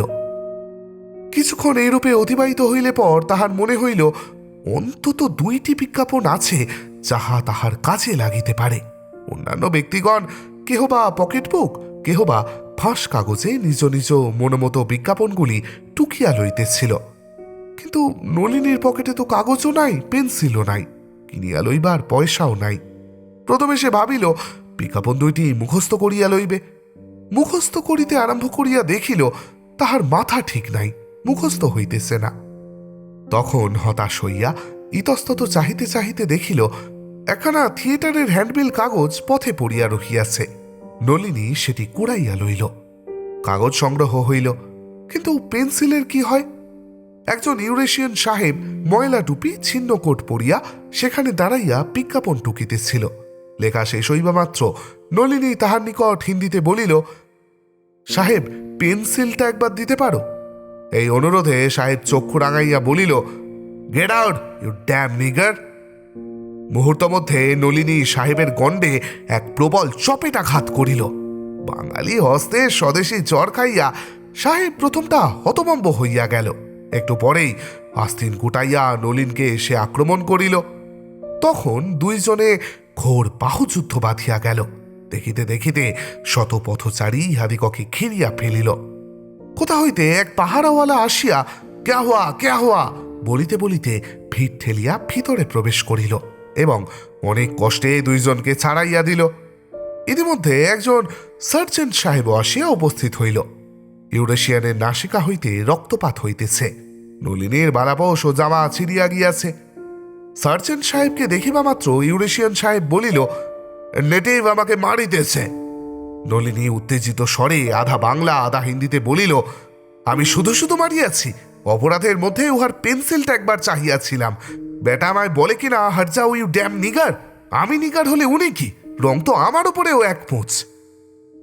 সার্জেন্ট সাহেব তখন কনস্টেবলের সাহায্যে দুইজনকেই থানায় লইয়া চলিল। সেখানে ইন্সপেক্টর সাহেব উক্ত ইউরেশিয়ানের কনস্টেবলের এবং সার্জেন্টের জবানবন্দি লইয়া নলিনীর বিরুদ্ধে রাজধানীর পথে শান্তিভঙ্গ করিবার জন্য এক মোকদ্দমা কায়েম করিলেন। নলিনীর নাম ঠিকানা প্রভৃতি লিখিয়া লইয়া বলিলেন, আজ শনিবার, পরশু সোমবার লালবাজার পুলিশ কোর্টে তোমার মোকদ্দমা হইবে। তোমার যদি কেহ জামিনদার থাকে তবে 200 টাকা জামিনে তোমায় ছাড়িয়া দিতে পারি। নলিনী বলিল, আমার কেহ জামিনদার নাই। তখন তাহাকে হাজতে বন্ধ করা হইল। শনিবার বাকি দিন ও রাত্রি, রবিবার দিন ও রাত্রি নলিনীর কিভাবে যে কাটিল তাহা সেই জানে। আর যিনি সকলের অন্তর্যামী তিনিই জানেন। হঠাৎ তাহার নিরুদ্দেশে হেমাঙ্গিনীর কি অবস্থা হইয়াছে সে নিশ্চয় ভাবিতেছে। মনের দুঃখে নলিনী হয়তো বিবাগী হইয়া কোথাও চলিয়া গিয়াছে, আর নয়তো আত্মহত্যা করিয়াছে। হায়, সে অভাগিনী হয়তো অন্য জল পরিত্যাগ করিয়াছে। কে তাহাকে সংবাদ দিবে? কে দুইটা ভরসার কথা বলিবে? ছেলেটির মেয়েটির কি অবস্থা হইয়াছে? ঘরে 3টি টাকা ছিল, এখনো তাহারা অনশনে পড়িয়া নাই। কিন্তু আদালতের বিচারে নলিনীর যদি জেল হয় তবে তাহারা কি খাইবে, কোথায় যাইবে? হয়তো তাহার স্ত্রীকে ছেলেটি কোলে করিয়া মেয়েটির হাত ধরিয়া ভিক্ষা করিতে বাহির হইতে হইবে। লৌহকারার মধ্যে বসিয়া নলিনী এইরূপ আকাশ পাতাল চিন্তা করে, আর তাহার চক্ষু হইতে তরতর ধারায় অশ্রু প্রবাহিত হইয়া সেই প্রস্তরময় কক্ষতল আর্দ্র হয়। রক্ষী তাহাকে নিয়মিত সময়ে খাদ্য দিয়া যায়। সে খাদ্য স্পর্শ করে মাত্র। রাত্রেও সে ঘুমাইতে পারে না, একাকী জাগিয়া বসিয়া থাকে। সোমবার দিন বেলা 10টার সময় তাহাকে বিচারার্থ হাজির করা হইল। ঘণ্টা 2 অপেক্ষা করিবার পর তাহার ডাক পড়িল। ম্যাজিস্ট্রেট সাহেবের প্রশ্নে যথার্থ যাহা ঘটিয়াছিল সমস্তই নলিনী বলিল। ইউরেশিয়ান সাহেব সাক্ষ্য দিল সে একটি বিজ্ঞাপন দেখিতেছিল। এমন সময় আসামি বিজ্ঞাপনটি আড়াল করিয়া দাঁড়ায়। সাহেব তাই বিনীতভাবে আসামিকে একটু সরিতে অনুরোধ করে। ইহাতেই আসামি ক্রোধান্ত হইয়া তাহাকে ভয়ানক রকম মারিতে আরম্ভ করিল। প্রহারের চোটে তাহার নাক দিয়া কড়কড় করিয়া রক্ত বহিতেছিল। কনস্টেবল ও সার্জেন্ট সাহেব সব দেখিয়াছে। সাহেবের জবানবন্দি শেষ হইলে ম্যাজিস্ট্রেট সাহেব নলিনীকে বলিলেন, তোমার উকিল আছে? না, নেই। জেরা করিবে? কি জেরা করিব? ম্যাজিস্ট্রেট সাহেব তখন স্বয়ং নলিনীর উক্তিমতো পেন্সিল চাওয়ার ঘটনা প্রভৃতি ঘটিয়াছিল কিনা ইউরেশিয়ান সাহেবকে জিজ্ঞাসা করিলেন। উত্তরে সে বলিল, ও সকলই সর্বৈব মিথ্যা। অতঃপর কনস্টেবল ও সার্জেন্ট সাহেব যেমন দেখিয়াছিল তাহাই সাক্ষ্য দিল। ম্যাজিস্ট্রেট সাহেব তখন নলিনীকে জিজ্ঞাসা করিলেন, তুমি কাহাকেও সাফাই সাক্ষী দিতে চাও? নলিনী বলিল, প্রকৃত ঘটনা রাস্তা সবাই দেখিয়াছিল, সবাই বলিবে আমার কথা সত্য। তাহাদের কাহারও নাম ঠিকানা বলিতে পারো? কি করিয়া বলিব হুজুর? তাহার পর ম্যাজিস্ট্রেট সাহেব 5 মিনিট ধরিয়া রায় লিখিলেন। অবশেষে বলিলেন, তোমার 25 টাকা জরিমানা, না দিলে 1 সপ্তাহ কয়েদ। কোর্ট ইন্সপেক্টর নলিনীর দিকে চাহিয়া জিজ্ঞাসা করিলেন, টাকা দিবে? নলিনী বলিল, কোথায় পাইব? কোর্টের কনস্টেবল তখন নলিনীকে জেলে লইয়া যাইবার জন্য কাঠগড়ায় গেল। এমন সময় কে এক ব্যক্তি বলিয়া উঠিল, হুজুর, আসামি আমার বন্ধু, আমি জরিমানার টাকা দাখিল করিতেছি। নলিনী বিস্মিত হইয়া লোকটির পানে চাহিল। দেখিল একজন 30 বর্ষ বয়স্ক গোরবর্ণ যুবা পুরুষ, মাথায় চেরা সিথি, চোখে সোনার চশমা, গায়ে একজোড়া মূল্যবান শাল। মুখ নলিনীর সম্পূর্ণ অপরিচিত ও অদৃষ্টপূর্ব। যুবক টাকা দাখিল করিয়া নলিনীকে মুক্ত করিয়া লইলেন। তাহার পর নিকটে গিয়া তাহাকে চুপি চুপি বলিলেন, আমার সঙ্গে আসুন, এখন কোনো কথা জিজ্ঞাসা করিবেন না।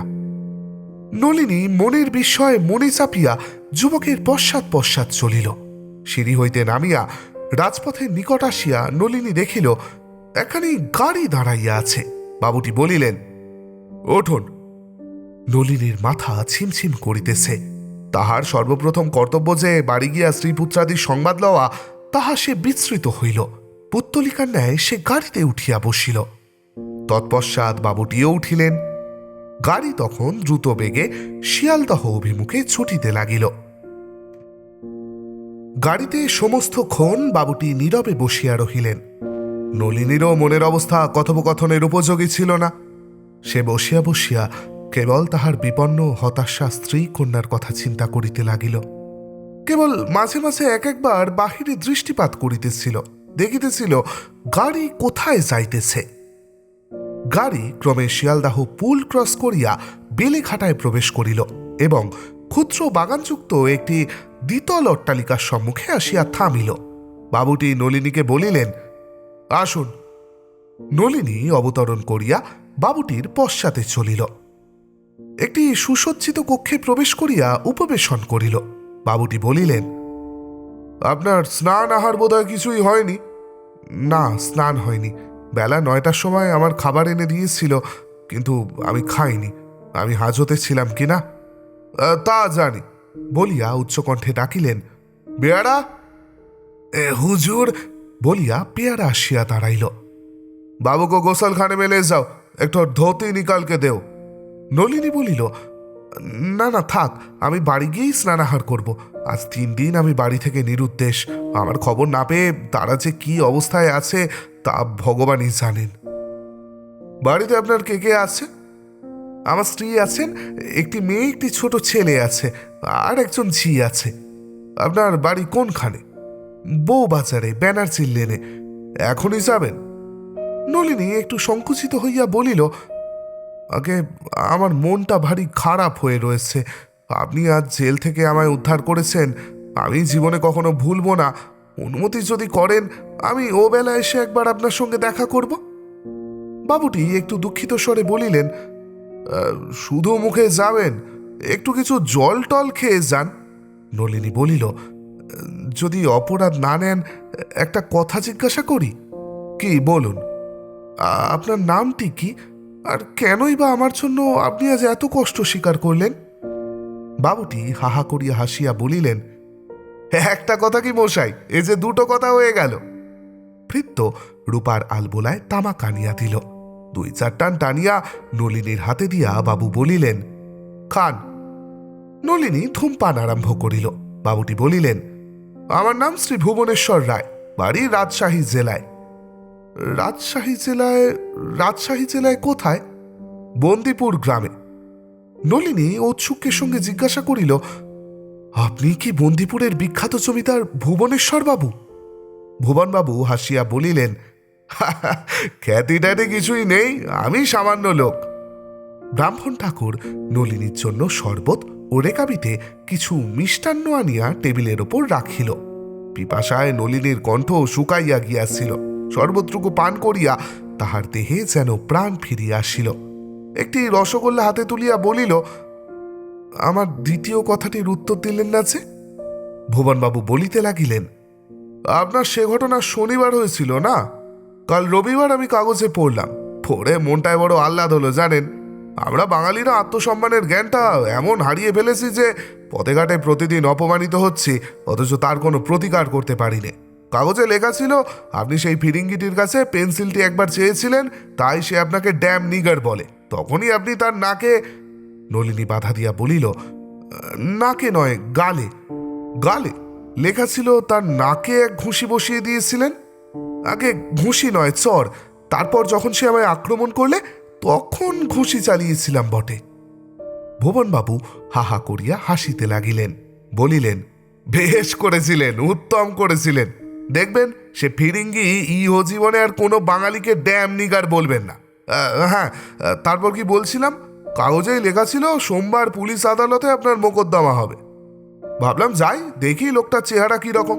ভেবেছিলাম মস্ত একটা দীর্ঘাকৃতি জোয়ান, মোটা মোটা হাড়, মোটা হাতের আঙুল, এইরকম একজন বীরকে দেখব। ও হরি, আপনি যখন ডকে এসে দাঁড়ালেন দেখি যে এক তাল পাতা সে পাই। কথাটা ঠিকই জানেন, গায়ের জোরে বীর হয় না, মনের জোরেই বীর। এই তো রাশিয়ানরা জাপানিদের তুলনায় এক একটি অসুর বিশেষ, তবু তারা হেরে মরলেন কেন? নলিনী নিজের প্রশংসায় লজ্জিত হইয়া অবনত মস্তকে মৃদু মৃদু হাসিতেছিলেন। জলখাবার শেষ করিয়া পান চিবাইতেছিল। ঘড়িতে ঠং করিয়া 1টা বাজিল। নলিনী উঠিয়া বলিল, যদি অনুমতি করেন তবে এখন আসি, সন্ধ্যার পর আসবো এখন। ভুবনবাবু বলিলেন, তখন তো আমি বাড়ি থাকবো না, আপনি বরং কাল সকাল 8টার সময় আসবেন। একটা কথা জিজ্ঞেস করি, যদি কিছু মনে না করেন।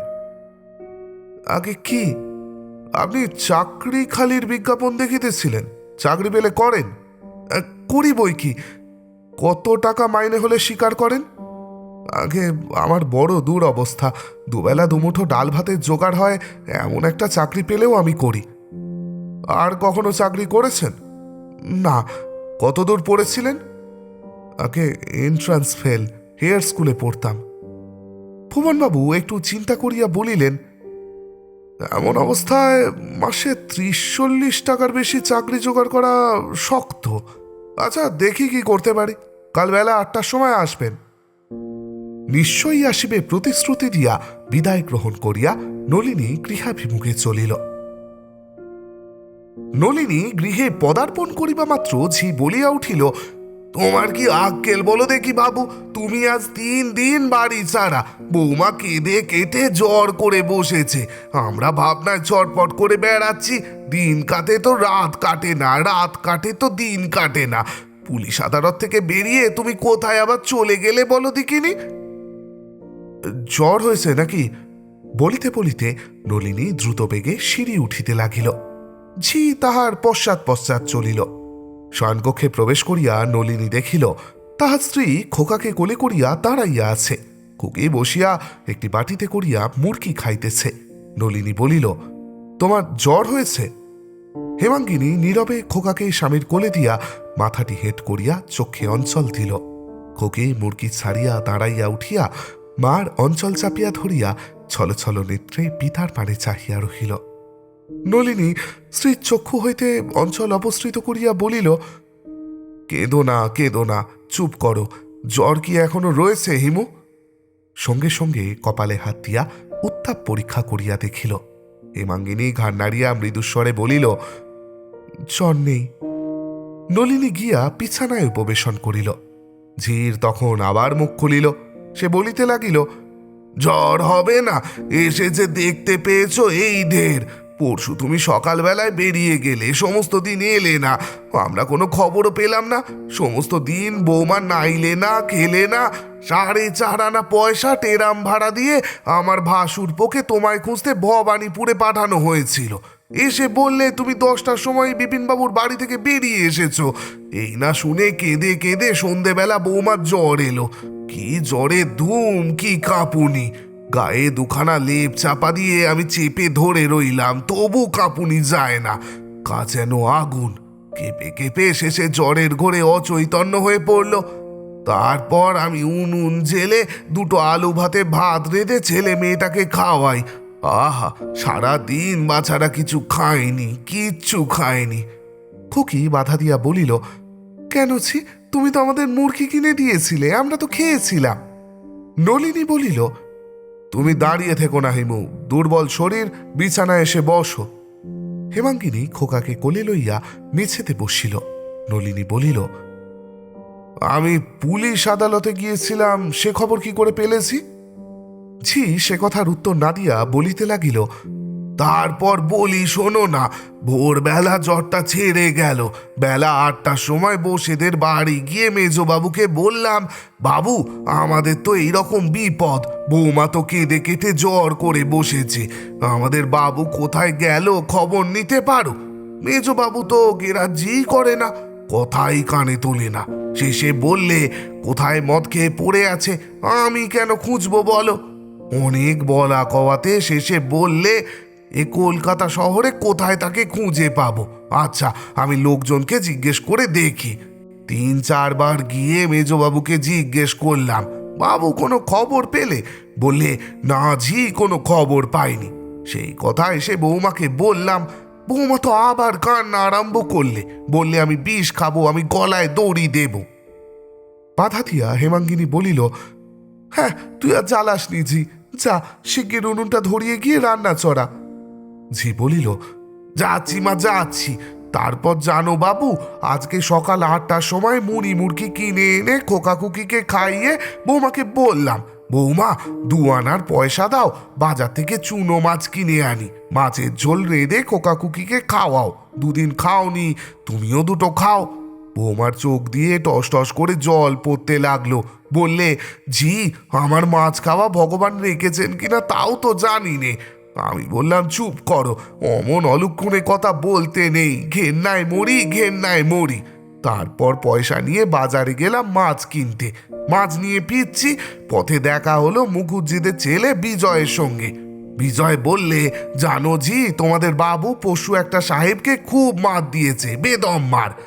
বলে পোড়ার মুখো ছেলে হা হা করে হাসতে লাগলো। আমি বললাম, ও বিজয়, আমাদের বাবু কোথায় বিজয়? বিজয় বললে, তোমাদের বাবুকে পুলিশে ধরে নিয়ে গেছে। জানো ঝি তোমাদের বাবু সাহেবটার নাকে এমন একটা ঘুষি মেরেছিল যে তার নাক দিয়ে ঝরঝর করে রক্ত পড়ছে। আমি বললাম, ও বিজয়, আমাদের বাবুকে ধরে নিয়ে গিয়ে কোথায় রেখেছে বিজয়? সে বললে, তা কি জানি, আজ লালবাজার পুলিশের আদালতে তোমাদের বাবুর মোকদ্দমা হবে, আমরা অনেক ছেলে দেখতে যাব, আজ আর স্কুলে যাচ্ছি নে। বলে আস্তে আস্তে চলে গেল। নয় বৌমা, আমি তোমায় এসে বলিনি? হেমাঙ্গিনী বলিল, হ্যাঁ বলেছিলে, সেসব কথা হবে এখন জি। তুমি কয়লায় আগুন দিয়ে বাজার থেকে 2 পয়সা চিনি আনো, বাবুকে একটু শরবত করে দিই, জল খান। ঝি চলিয়া গেল। নলিনী বলিল, জল খাবার দিতে হবে না, আমি এইমাত্র জল খাবার খেয়ে এসেছি। নলিনী তখন সংক্ষেপে শনিবার হইতে নিজ বৃত্তান্ত বর্ণনা করিয়া কহিল, বোধহয় অনাহারে মরতে হবে না, সেই বাবুটি বলেছেন 30-40 টাকা মাইনের একটি চাকরি তিনি আমায় জুটিয়ে দেবেন, দেখি কি হয়। হেমাঙ্গিনী বলিল, নিশ্চয় হবে, ভগবান কখনোই আমাদের ভুলবেন না, তুমি এসো স্নান করে ফেলো। স্নান করিতে করিতে ঝির নিকট বাকি ইতিহাসটুকু নলিনীর অবগত হইল। মোকদ্দমার কথা শুনিয়া বসেদের মেজবাবুর কাছে এসে আবার গিয়াছিল। মেজবাবু সকল বৃত্তান্ত অবগত হইয়া বলিয়াছিলেন, সামান্য মারপিটের মোকদ্দমা, বেশি কি আর হইবে, বড়জোর 20-30 টাকা জরিমানা হইতে পারে। তাই শুনিয়া ঝি নিজের পুরাতন বালাজোড়া বন্ধক রাখিয়া অনেক কষ্টে 50টি টাকা সংগ্রহ করিয়া লোককে জিজ্ঞাসা করিতে করিতে পুলিশের আদালতের দিকে যাইতেছিল। কাছাকাছি পৌঁছিয়া দেখিল বাবু একজন অপরিচিত লোকের সহিত আদালতের সিঁড়ি দিয়া নামিয়া গাড়ি করিয়া কোথায় চলিয়া গেল। ও বাবু বলিয়া ঝি ডাকিয়াও ছিল, কিন্তু বাবু তাহা শুনিতে পান নাই। পরদিন বেলা 8টার সময় নলিনী গিয়া ভুবনেশ্বর বাবুর সহিত সাক্ষাৎ করিল। ভুবনেশ্বর বাবু নলিনীকে দেখিয়া সস্মিত বদনে বলিলেন, আসুন আসুন আসুন, বসুন। তারপর বাড়ি গিয়ে কাল কি দেখলেন? তারা খুব উতলা হয়েছেন বোধ হয়। আগে খুব উতলা হয়েছিলেন, তবে কাল 8টা থেকে আমার খবরটা তারা পেয়েছিলেন, প্রাণে বেঁচে আছি এটুকু অন্তত জানতে পেরেছিলেন বলিয়া যাহা যাহা ঘটিয়াছিল সমস্তই নলিনী বর্ণনা করিল। তাহার এই পারিবারিক করুণ কাহিনীর কথা শুনিতে শুনিতে ভুবনবাবুর চক্ষু দুইটি সচল হইয়া উঠিল। নলিনীর কথা শেষ হইলে ভুবনবাবু কিয়ৎক্ষণ নিস্তব্ধ হইয়া বসিয়া রহিলেন। শেষে একটি দীর্ঘ নিঃশ্বাস ত্যাগ করিয়া বলিলেন, তামাক খাবেন? ওরে তামাক দে। নলিনী বলিল, আগে আমার সেই বিষয়টা। ভুবনবাবু বলিলেন, চাকরির কথা জিজ্ঞেস করছেন? কাল সন্ধ্যার পর এই জন্যই আমি বেরিয়েছিলাম। শ্যামবাজারে যোগিনবাবু বলে আমার এক বন্ধু আছেন। তিনি ব্রাউন জোন্স কোম্পানির হেড ক্লার্ক। আপিসে তার ভারী খাতির, সাহেবরা একেবারে হাত ধরা। আপিস খুব ভালো, উন্নতিও শিগগির শিগগির হয়। যোগিনবাবু বললেন তাদের অফিসে এই সময় কোনো চাকরি খালি নেই, তবে অনেক কাজ বেড়েছে। সাহেবদের বলে কয়ে আপনাকে পেড অ্যাপ্রেন্টিস করে ঢুকিয়ে দিতে পারেন, কিন্তু মাইনে মোটে 25টি টাকা। শুনিয়া নলিনী বড় বিমর্ষ হইল, বলিল, 25 টাকায় কি করে চলবে? তাই তো বলছি, আজকাল চাকরির বাজার যা পড়েছে সে আর কহতব্য নয়। তবে যোগিনবাবু বললেন 1 বছর ওই 25 টাকা মাইনেতে অ্যাপ্রেন্টিসি করে আপনি যখন পাকা হবেন তখন আপনার মাইনে হবে 50 টাকা। বছরে 5 টাকা করে বেড়ে বেড়ে 5 বছরে হবে 75। এইটি ওদের সবচেয়ে নিচু গ্রেড। ফার্স্ট গ্রেড হচ্ছে 300 টাকা। অফিস খুবই ভালো, অনেক গভর্নমেন্টের অফিসের চেয়ে ভালো, কিন্তু প্রথম বছরটা কিছু কষ্ট। আমি তো বলি আপনি ঢুকে পড়ুন, আখেরে আপনার ভালোই হবে। নলিনী বসিয়া ভাবিতে লাগিল, শেষে বলিল, একবেলা আহার করলে 25 টাকা মাইনেতে কোনো রকমে কুল হতে পারে। দৈনিক আপনার বাসা খরচ কত হলে নির্বাহিত হতে পারে? 1 টাকা প্রায়, মাসে 30 টাকা। ভুবনবাবু একটু চিন্তা করিয়া বলিলেন, ছেলে পড়াবেন? যাদের অল্প আয় তারা অনেকেই প্রাইভেট টিউশন করে সংসার চালায়। ওকে পেলে করি, তবে এই বাড়িতেই করতে পারেন। আমার ভাগ্নেটি এখানে থাকে, স্কুলে পড়ে। সকালবেলা ইংরেজি পড়াবার, অঙ্ক কষাবার তার মাস্টার আছে। সন্ধ্যাবেলায় তাকে বাংলা পড়াবার জন্য একজন মাস্টার খুঁজছিলাম। 10 টাকা মাইনে। এই সন্ধে 6:30 থেকে 9:30 অবধি আর কি। আপনি যদি স্বীকার করেন তাহলে। নলিনী বলিল, অবশ্যই স্বীকার করিব। আপনি আমার যে কিরকম উপকার করছেন। আপনার ভাগ্নিকে পড়িয়ে আমার টাকা নেওয়া উচিত নয়, কিন্তু উপায় কি বলুন? আর আমাকে নিরুপায় দেখেই ভাগ্নিকে পড়াবার নাম করে আপনি আমাকে সাহায্য করতে অগ্রসর হয়েছেন, তাও আমি বুঝতে পারছি। আমি আর আপনাকে কি বলে কৃতজ্ঞতা জানাবো বলুন? ঈশ্বর আপনার ভালো করুন। তামাক আসছিল। ভুবনবাবু নলটি নলিনীর হাতে দিয়া বলিলেন, আরে না না, আপনি সেরকম মনে করবেন না। উপকার টুপকার কিছুই নয়। একজন লোক আমার দরকার, যে কাজ করবে তাকেই টাকা দিতে হবে। অন্যকে না দিয়ে আপনাকেই দিলাম। উভয়ে তামাক খাইতে খাইতে কথাবার্তা কহিতে লাগিলেন।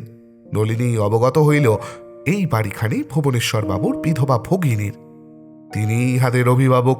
মাঝে মাঝে আসিয়া ইহাদিগকে দেখিয়া শুনিয়া যান। একজন পুরাতন বিশ্বস্ত কর্মচারী এখানে থাকিয়া ইহাদের রক্ষণাবেক্ষণ করেন। ভুবনবাবু আর 2-3 দিন মাত্র কলিকাতায় আছেন, তাহার পর বন্দিপুরে ফিরিয়া যাইবেন। আবার আসিতে বোধ হয় সেই চৈত্র মাস। আগামী পরশু ইংরাজি মাসের 1 তারিখ। স্থির হইল পরশু থেকেই নলিনী উভয় কর্মে যোগদান করিবেন। অদ্য বিকালে ভুবনবাবু নলিনীকে লইয়া হেড ক্লার্ক বাবুর সহিত সাক্ষাৎ করাইবেন। পরিবার সময় ভুবনবাবু বলিলেন, আচ্ছা, ওবেলা 5টার সময় তাহলে আসবেন। হ্যাঁ হ্যাঁ, আর একটা কথা জিজ্ঞেস করবো ভেবেছিলাম। আপনার উপস্থিত অবস্থার কথা তো সকলেই খোলাখুলি বলেছেন। আপনি মাইনে যা পাবেন অফিসের 25 টাকা আর আমার 10 টাকা, কিন্তু সে তো মাস কাবার হলে, তাই না? 1 মাস কি করে চালাবেন? মালিনী মস্তক অবনত করিয়া বলিল, আর অন্য কি উপায় আছে বলুন? ভাবছি জিত ধার করা টাকা থেকে কিছু কিছু ধার করে এ মাসটা চালাই। ভুবনবাবু একটু চিন্তা করিয়া বলিলেন, আমার একটা পরামর্শ শুনবেন? বলুন, আপনি যা বলবেন তাই আমার শিরোধার্য। জিত ধার করা টাকা নিয়ে কাজ নেই, ওতে কেবল সুদই বেড়ে যাবে, শোধ হওয়ার আশা বড় থাকে না। পরশু সন্ধ্যাবেলা আমার ভাগ্নেকে পড়িয়ে একটা টাকা নিয়ে যাবেন। এরকম রোজ সন্ধ্যাবেলা একটি করে টাকা নিয়ে যাবেন। 30 দিনে 30 টাকা হবে। তার মধ্যে 10টি টাকা আপনার মাইনে, 20টি টাকা ঋণ। আপনি মাস কাবারে অফিস থেকে 25টি টাকা মাইনে পাবেন। তা থেকে 20টি টাকা ঋণ আপনি শোধ করবেন। আপনার নিজস্ব 5টি টাকা থাকবে, তাতে আপনার 5 দিনের বাসা খরচ হবে। 6ষ্ঠ দিন থেকে আপনি আবার রোজ একটি করে টাকা নিয়ে যাবেন। দ্বিতীয় মাসের শেষে আপনার 15 টাকা ঋণ হবে। অফিসের মাইনে পেয়ে তা আপনি পরিশোধ করবেন। বুঝেছেন তো? 6 মাস এভাবে চললে আপনার অফিসের মাইনে, এখানকার মাইনে 35টি টাকাই আপনি ঘরে নিয়ে যেতে পারবেন। নলিনী বলিল, বেশ, তাই করব। আপনার 1 মাসের বাসা খরচ 30টি টাকা আমি আগাম না দিয়ে রোজ একটি করে টাকা দেওয়ার প্রস্তাব করছি। এ থেকে আপনি বোধহয় ভাবছেন আপনাকে অবিশ্বাস করেই আগাম দিচ্ছি নে। নলিনী ব্যগ্রস্বরে বলিল, না না, আমি ওরকম অকৃতজ্ঞ নই, তা মনে করিনি। আপনি আমার ভালোর জন্যই এরকম বন্দোবস্ত করছেন, তা আমি বুঝতে পেরেছি। আপনার অবস্থা চিরদিনই ভালো ছিল, এখনই আপনি এই দুরবস্থায় পড়েছেন। হাতে একসঙ্গে টাকা পেলে বুঝে সুঝে খরচ করা আপনার পক্ষে শক্ত হবে, শেষে ঋণে জড়িয়ে পড়বেন। সেইটি যাতে এড়াতে পারেন তাই এমন ব্যবস্থা হওয়া চাই। আপনি মনক্ষুণ্ণ হবেন না। হিন্দুস্তানিরা বলে, ছড়িও না হিম্মত, বিসরিও না হরিনাম। হিম্মত বলে সাহসকে, হিম্মতটি রাখেন আর ভগবানকে ভুলবেন না, আপনার ভালোই হবে। নলিনী তখন ভুবনেশ্বর বাবুকে নমস্কার করিয়া বিদায় গ্রহণ করিল। ব্রাউন জোন্স কোম্পানির আপিসের বড়বাবু যোগীন্দ্রনাথ দত্ত জাতিতে কায়স্থ। লোকটির বয়স 48 হইয়াছে, কিন্তু সার্ভিস বহি অনুযায়ী 45 বছর। তাহার বর্ণ উজ্জ্বল শ্যাম, দেহখানি কিঞ্চিত স্থূল, মস্তকের সম্মুখভাগে টাক পড়িয়াছে, কোপগুলি কাঁচা পাকা, এখনো কাঁচার অংশই বেশি, তারই কামানো। কালো সার্জারি যার ছাপকান পড়িয়া, তদুপরি ভাঁজ করা একজোড়া শাল ফেলিয়া সামলা মাথায় দিয়া ট্রামের প্রথম শ্রেণীতে শ্যামবাজার হইতে আপিস আসেন। আপিসে আসিয়া শাল জোড়াটি সযত্নে পাঠ করিয়া দেরাজের মধ্যে রাখিয়া দেন, আর রাখিয়া দেন পকেট হইতে বাহির করিয়া দাগ কাটা লেবেলাটা একটা 6 আউন্সের ঔষধের শিশি। শরীরটা যখন অত্যন্ত ম্যাজম্যাজ করিতে আরম্ভ করে, তখন সেই ঔষধ এক দাগ পান করেন। ঔষধটা নিশ্চয় খুব তীব্র, কারণ পান করিয়াই মুখটা বিকৃত করেন। তখন রুমাল দিয়া ওষ্ঠযুগল উত্তমরূপে মুছিয়া পকেট হইতে গোটা 2 এলাচ বাহির করিয়া তাহার দানাগুলি চর্বণ করিতে থাকেন। আপিসের বড়বাবুর দোর্দণ্ড প্রতাপ, বড় সাহেব একেবারে তাহার হাত ধরা, এ কথা পূর্বেই বলা হইয়াছে। এত ক্ষমতা না থাকিলে কি এক কথায় নলিনীর চাকরি করিয়া দিতে পারিতেন? বড়বাবু যাহা বলেন, বড় সাহেব তাহাই বাইবেল বাক্য বলিয়া বিশ্বাস করেন। এই কারণে অধস্তন কেরানীগণ সর্বদাই তাহাকে খোসামত করিয়া থাকে। 1 তারিখ বেলা 10টার সময় আসিয়া নলিনী নূতন কার্যে ভর্তি হইল। 5টা পর্যন্ত আপিস করিয়া বাড়ি গিয়া হাত মুখ ধুইয়া আবার 6টার সময় ছেলে পড়াইতে বাহির হইল।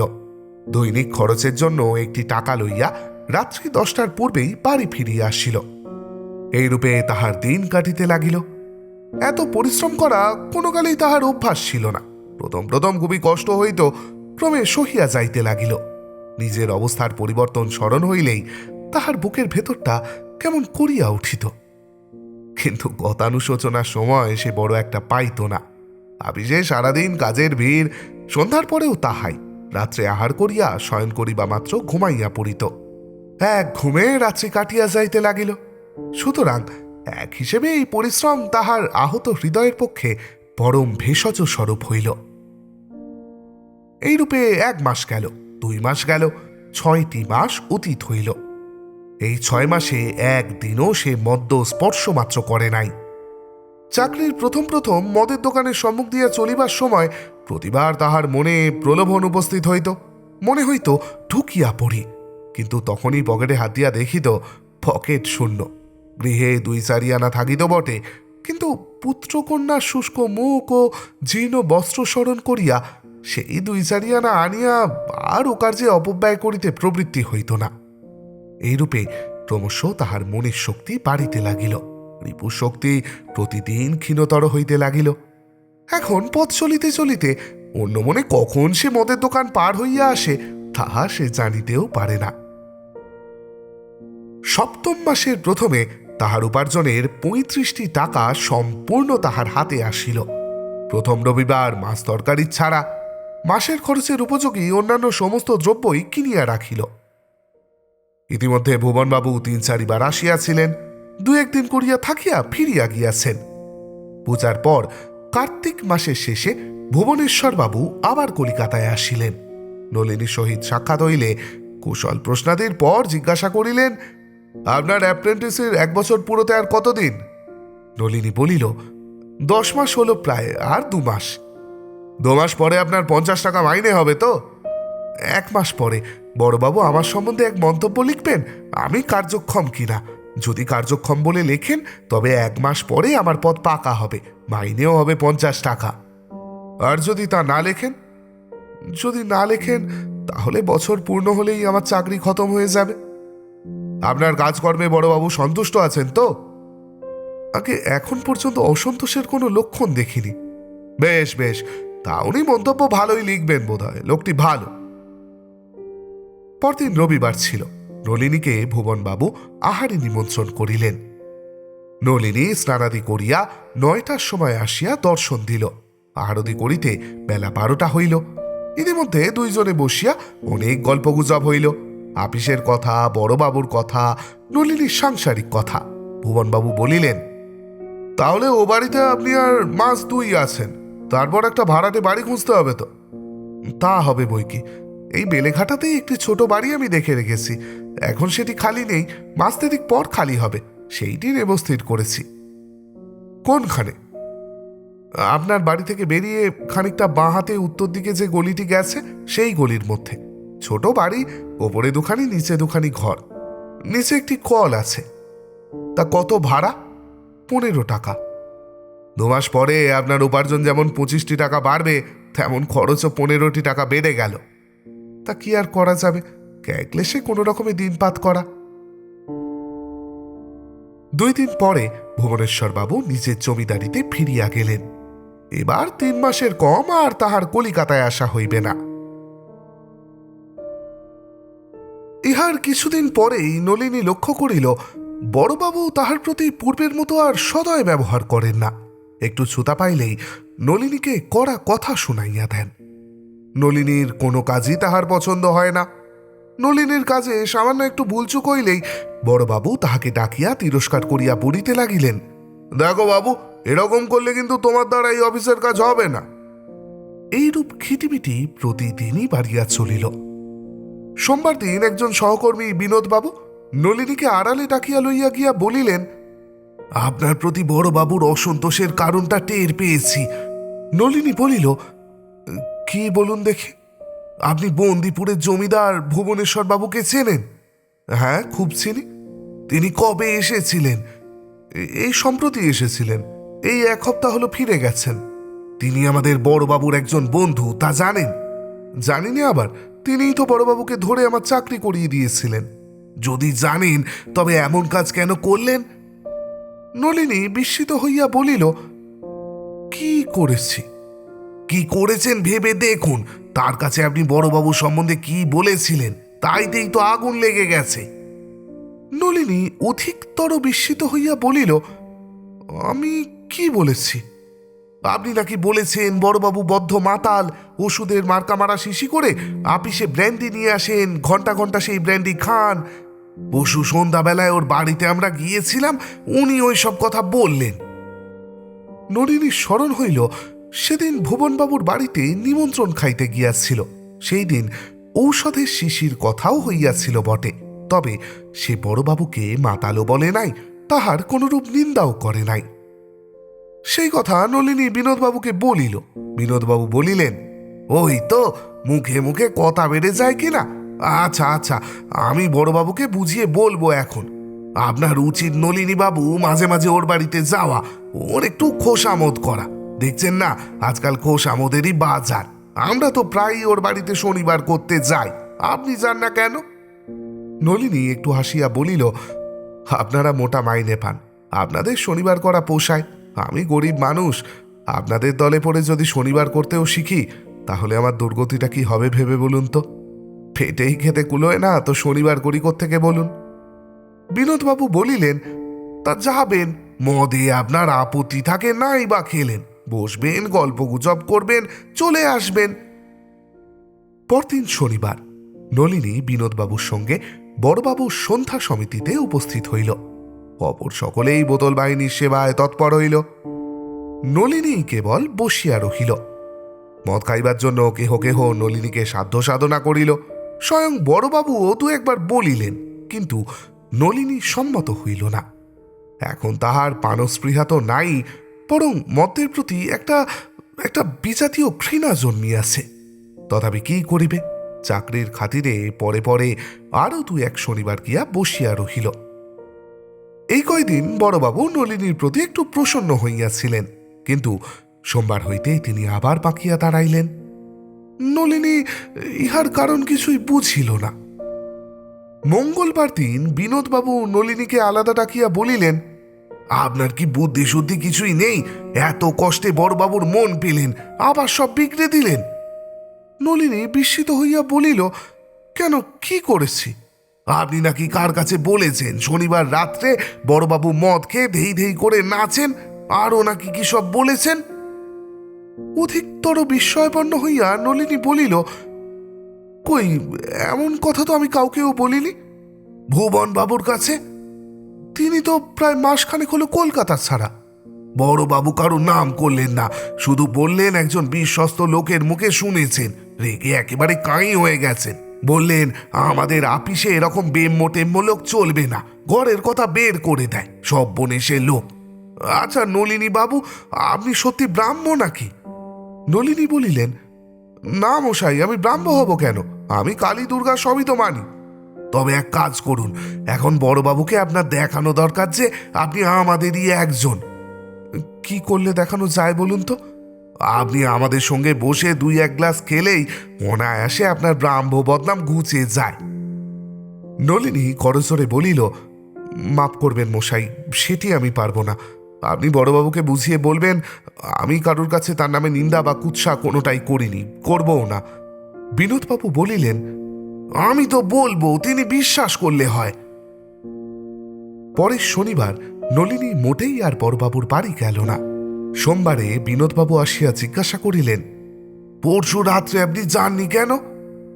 গেলেই নানা কথা ওঠে, তাই যায়নি। না গিয়ে ভারী অন্যায় করেছেন।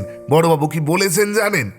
কি বলেছেন? তবে নিশ্চয়ই সে আমাদের নামে ওই সব অপবাদ রটিয়েছে, এখন ধরা পড়ে গেছে, কোন মুখে আসবে। আরও বলেছেন আপনার সম্বন্ধে বাৎসরিক মন্তব্য লেখার সময় আপনাকে কমে অপটু বলে দেবেন। শুনিয়া নলিনীর মাথায় বজ্রাঘাত হইল। কোথায় সে আশা করিয়াছিল এবার বেতন 50 টাকা হইবে, 15 টাকা বাড়ি ভাড়া দিয়াও পূর্বাপেক্ষা মাসে তাহার 10টি টাকা অধিক থাকিবে। উহারই মধ্যে সংসার একটু সচ্ছল হইবে। হঠাৎ এই কি বিপদ! অন্য সময় নহে, বড়বাবু যেদিন মন্তব্য লিখিবেন ঠিক তাহার 2টি দিন আগের কথা। চাকরি গেলে কি উপায় হইবে? আর 1 মাস পরে বাড়িটিও ছাড়িতে হইবে।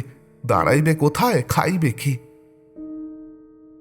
2 দিন পরে জলখাবার ঘরে বিনোদবাবু চুপি চুপি নলিনীকে বলিলেন, আজ বড়বাবু আপনার নামে মন্তব্য লিখেছেন, আজ 5টার পর আপনি একটু থাকবেন। উনি বাড়ি চলে গেলে ফাইলটা বের করে দেখতে হবে কি লিখলেন। নলিনী কার্যের ভান করিয়া 5টার পরেও বিলম্ব করিতে লাগিল। বড়বাবু যথাসময়ে চলিয়া গেলেন। আপিসের অন্যান্য বাবুও একে একে অদৃশ্য হইলেন। বিনোদবাবু তখন বড়বাবুর দেরাজ খুলিয়া রিপোর্ট বাহির করিলেন।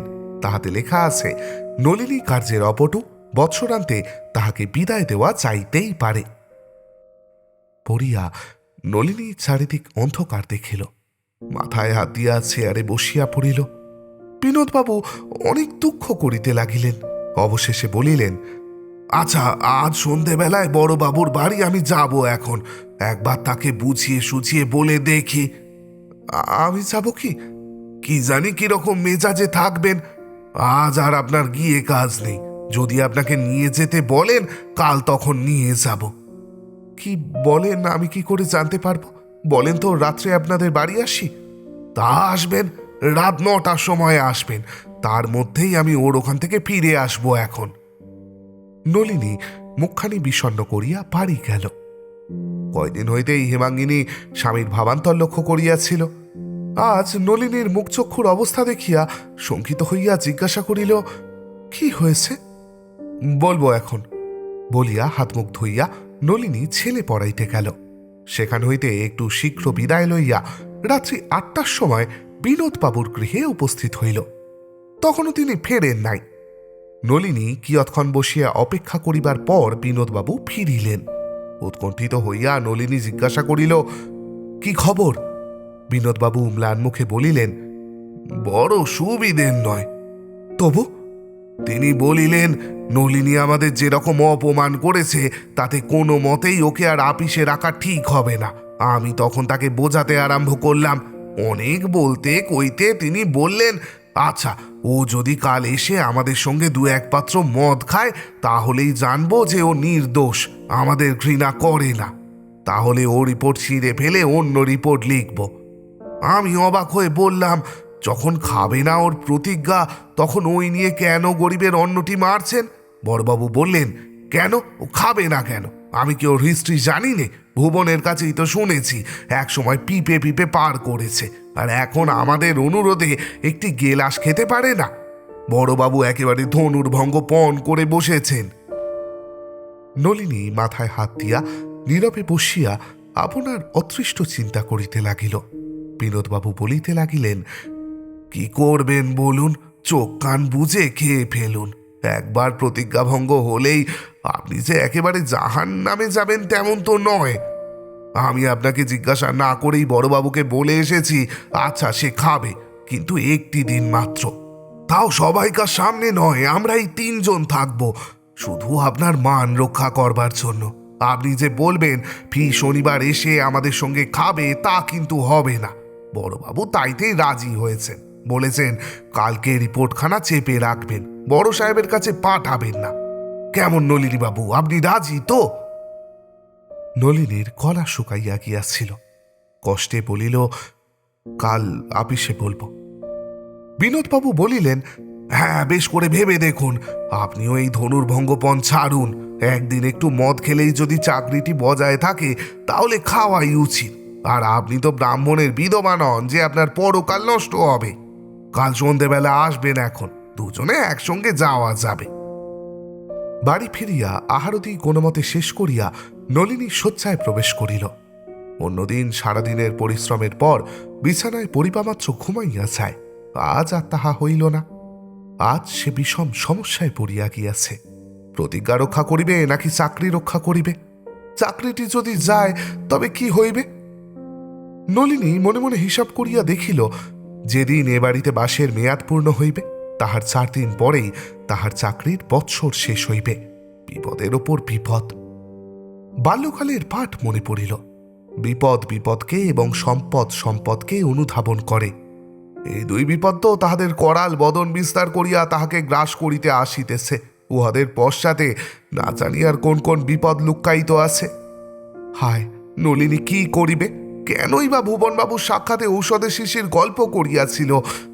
যাক, সে কথা আর ভাবিয়া কি হইবে? ভুবনবাবুও নাই যে তাহাকে দিয়া বড়বাবুর কাছে সুপারিশ করাইবে। এবার 3 মাসের পূর্বে তিনি আসিতে পারিবেন না বলিয়া গিয়াছেন। আচ্ছা, তাহাকে চিঠি লিখিলে বা টেলিগ্রাম করিলে হয় না? সময়ই বা কই? কাল সন্ধ্যা পর্যন্ত বড়বাবু অপেক্ষা করিয়া পরশু মন্তব্য দাখিল করিবেন। দাখিল করিলেই বড় সাহেব তাহাতে সহি করিয়া দিবেন। ব্যাস, সব ফর্সা। তাহার পর গৃহ নাই, অন্ন নাই। অন্য কোনো অফিসে কর্মের সুবিধা করতে পারবে কি? কিন্তু তাহার প্রধান অন্তরায়, ইহারা নলিনীকে সার্টিফিকেট দিবেন না। যদি বা দেয় তাহাতে লিখিয়া দিবেন কার্যে অপটু বলিয়া বৎসরান্তে পদচ্যুত করা গেল। সেই সার্টিফিকেট কোথাও দেখাইয়া ফল কি? নলিনী বিছানায় পড়িয়া ছটফট করিতে করিতে উক্ত প্রকার আকুল পাথার চিন্তা করিতে লাগিল। হঠাৎ নিম্নে উঠান থেকে বাসন মাজার শব্দ নলিনীর কর্ণে আসিল। আজ হেমাঙ্গিনী স্বয়ং বাসন মাজিতেছে, কারণ ঝির জ্বর হইয়াছে। এই পৌষ মাসে শীতের রাত্রে হেমাঙ্গিনীকে স্বহস্তে বাসন মাজিতে হইতেছে। অথচ এমন দিন ছিল যখন একটা কেন 2টা ঝির একসঙ্গে পীড়া হইলেও বাড়ির মেয়েদের বাসন মাজিতে হইত না। সঙ্গে সঙ্গে নলিনীর ইহাও মনে হইল, বাসনও আর বেশি দিন মাজিবার আবশ্যকতা থাকিবে না। পথ যখন গৃহ হইবে, ভিক্ষা যখন জীবিকা হইবে, তখন বাসনও থাকিবে না, বাসনে করিয়া কিছু খাইবারও থাকিবে না। নলিনীর মনুষ্যক্ষের ওপর একখানি যেন ছবি ভাসিয়া উঠিল। নলিনী আগে আগে মেয়েটির হাত ধরিয়া, হেমাঙ্গিনী পাছে পাছে ছেলেটি কোলে করিয়া কলিকাতার পথে ভিক্ষা করিয়া বেড়াইতেছে, যেন শ্যামবাজারের বড়বাবুর বাড়ির দ্বারেই দাঁড়াইয়া আছে। নলিনীর চক্ষু দিয়া অশ্রু ঝরিতে লাগিল। আরও কিয়ৎক্ষণ কাটিলে গৃহকার্য শেষ করিয়া হেমাঙ্গিনী শয়ন করিতে আসিল। শয্যায় প্রবেশ করিয়া কোমল কণ্ঠে বলিল, তুমি এখনো ঘুমোওনি? অশ্রুসিক্ত স্বরে নলিনী বলিল, না। ক্রমে হেমাঙ্গিনীকে সকল কথাই সে খুলিয়া বলিল। নলিনীর কথা শেষ হইলে মুহূর্তমাত্র চিন্তা করিয়া হেমাঙ্গিনী বলিল, তুমি কি স্থির করেছ? আমি কিছুই স্থির করতে পারিনি। কদিন থেকে ক্রমাগত ভাবছি, ভেবে তো কিছুই কুল কিনারা পাচ্ছি না। তুমি কি বলো? হেমাঙ্গিনী স্বামীর কেশের মধ্যে সাদরে অঙ্গুলি সঞ্চালন করিতে করিতে বলিতে লাগিল, আমি তোমার সহধর্মিনী, যতক্ষণ দেহে আমার প্রাণ থাকিবে আমি তোমায় ধর্মপথে থাকিতেই পরামর্শ দেব, অধর্মপথে যেতে কখনোই বলবো না। দেখো, অনেক কষ্টে তুমি সামলে উঠেছ, প্রতিজ্ঞা একবার যদি ভঙ্গ করো আর নিজেকে বেঁধে রাখতে পারবে না। নলিনী বলিল, তা কি আমি জানি না? তা খুবই জানি। আমার মন যে কত দুর্বল তা আমিই জানি, কিন্তু আমি কেবল তোমাদেরই কথা ভাবছি। আমি যদি একা হতাম, অবিবাহিত হতাম, তাহলে এক মুহূর্তের জন্য কোনো দ্বিধা আমার মনে স্থান পেত না। বলতাম চাকরি গেলই, আবার অন্য কোনো উপায় হবে। কিন্তু তোমাদের জন্য ভুল বলিতেছ নলিনী, ভুল বলিতেছ। যদি অবিবাহিত থাকিতে তবে কোন কালে তুমি রসাতলে পৌঁছিয়া যাইতে? তুমি যে প্রতিজ্ঞা করিয়াছিলে সে কাহাদের মুখ স্মরণ করিয়া? হেমাঙ্গিনী বলিল, তুমি কিছু ভেবো না, সে উপায় ভগবান করবেন। তোমার কাজ তুমি করো, তুমি ধর্মপথে থাকো, তার কাজ তিনি করবেন। তোমার মনে কিছু ভাবনা হচ্ছে না? কিচ্ছু না, তিল মাত্র না। যিনি সকল জীবকে আহার দিচ্ছেন তিনি আমাদের অনাহারে মারবেন না। এ তোমার দৃঢ় বিশ্বাস? এ আমার দৃঢ় বিশ্বাস। তবে আমি বিনোদবাবুকে কাল বলি যে আমার দ্বারা মদ খাওয়া হবে না। বলো। নলিনী কয়েক মুহূর্ত চিন্তা করিল। তাহার কানের কাছে ভুবনেশ্বরবাবুর শেষ উপদেশ, ছড়িও না হিম্মাত, বিসরিও না হরিনাম, যেন বাজিতে লাগিল। সে দৃঢ় চিত্তে বলিল, বেশ, তবে তাই হোক। আমি প্রতিজ্ঞা ভঙ্গ করব না। চাকরি যাক, আমি ভগবানের পায়ে নিজেকে তোমাদেরকে সমর্পণ করলাম। বলিয়া নলিনী স্ত্রীকে বক্ষে বাঁধিয়া তাহার মুখচুম্বন করিল। আজ রবিবার, যে তারিখে বিপিনবাবু নলিনীকে 1 বৎসর কাল বাড়িতে থাকিবার অনুমতি দিয়াছেন, সেই তারিখ আবার ফিরিয়া আসিয়াছে। গতকল্য পূর্ণ হইয়াছে। আজ প্রভাতে নলিনী অত্যন্ত বিমর্ষ। হেমাঙ্গিনীর মুখখানিও অতি শুষ্ক। তবে সে মনের ভাব গোপন করিয়া সাধ্যমতো স্বামীর চিত্ত বিনোদন করিতে চেষ্টা করিতেছে। বেলা 10টা বাজিলে নলিনী স্নান করিল। খোকার জন্য খুকির জন্য 3খানি আসন পাতা হইয়াছে। 3 জনে খাইতে বসিল। দরিদ্র গৃহস্থের দৈনন্দিন আহার্য দ্রব্য, বেশি কিছু নয়। খোকা খুকি খুব আমোদ করিয়া খাইতে লাগিল। নলিনী ভাত খাইতেছে আর মাঝে মাঝে খোকা খুকির পানে চাহিতেছে। কেবলই তাহার মনে হইতেছে বেশি দিন আর এখানে বসিয়া ইহারা ভাত খাইবে না। নলিনী আজ ভালো করিয়া আহার করিতে পারিল না। কোনো মতে আধ খাওয়া করিয়া স্ত্রীর মিনতি সত্ত্বেও উঠিয়া পড়িল। আহারান্তে শয্যায় গিয়া নলিনী শয়ন করিয়া রহিল। হেমাঙ্গিনী নিজে স্নানাহার শেষ করিয়া শয্যায় বসিয়া স্বামীর পদসেবা করিতে লাগিল। নলিনীর ঘুম আসিল না। বেলা 2টা অবধি এইরূপে ছটফট করিয়া সে উঠিয়া বসিল। তামাক সাজিবে বলিয়া কলিকা হাতে করিল। হেমাঙ্গিনী তাহার হাত হইতে কলিকা কাড়িয়া লইয়া তামাক সাজিয়া দিল। নলিনী তামাক খাইতে লাগিল। হেমাঙ্গিনী অনতি দূরে পান সাজিবার সরঞ্জাম সম্মুখে রাখিয়া বসিয়া সুপারি কাটিতে লাগিল। তামাক শেষ করিয়া দীর্ঘ নিঃশ্বাসের সহিত নলিনী বলিল, কই, আজও তো নোটিস টোটিস কিছু এলো না। কাল 1 বছর পূর্ণ হইয়া গিয়াছে।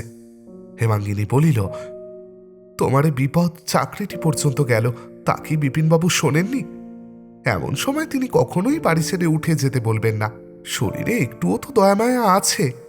নলিনী বলিল, খুব দয়ামায়া আছে, বোধহয় কাজের ভিড়ে ভুলে গেছে। আজ কি কাল নোটিস আসবেই, দেখে নিও। বেলা 3টা বাজিল। খোকা বলিল, বাবা, জুতো ছিঁড়ে গেছে, বলেছিলে যে রবিবারে জুতো কিনে এনে দেবে, আজ তো রবিবার।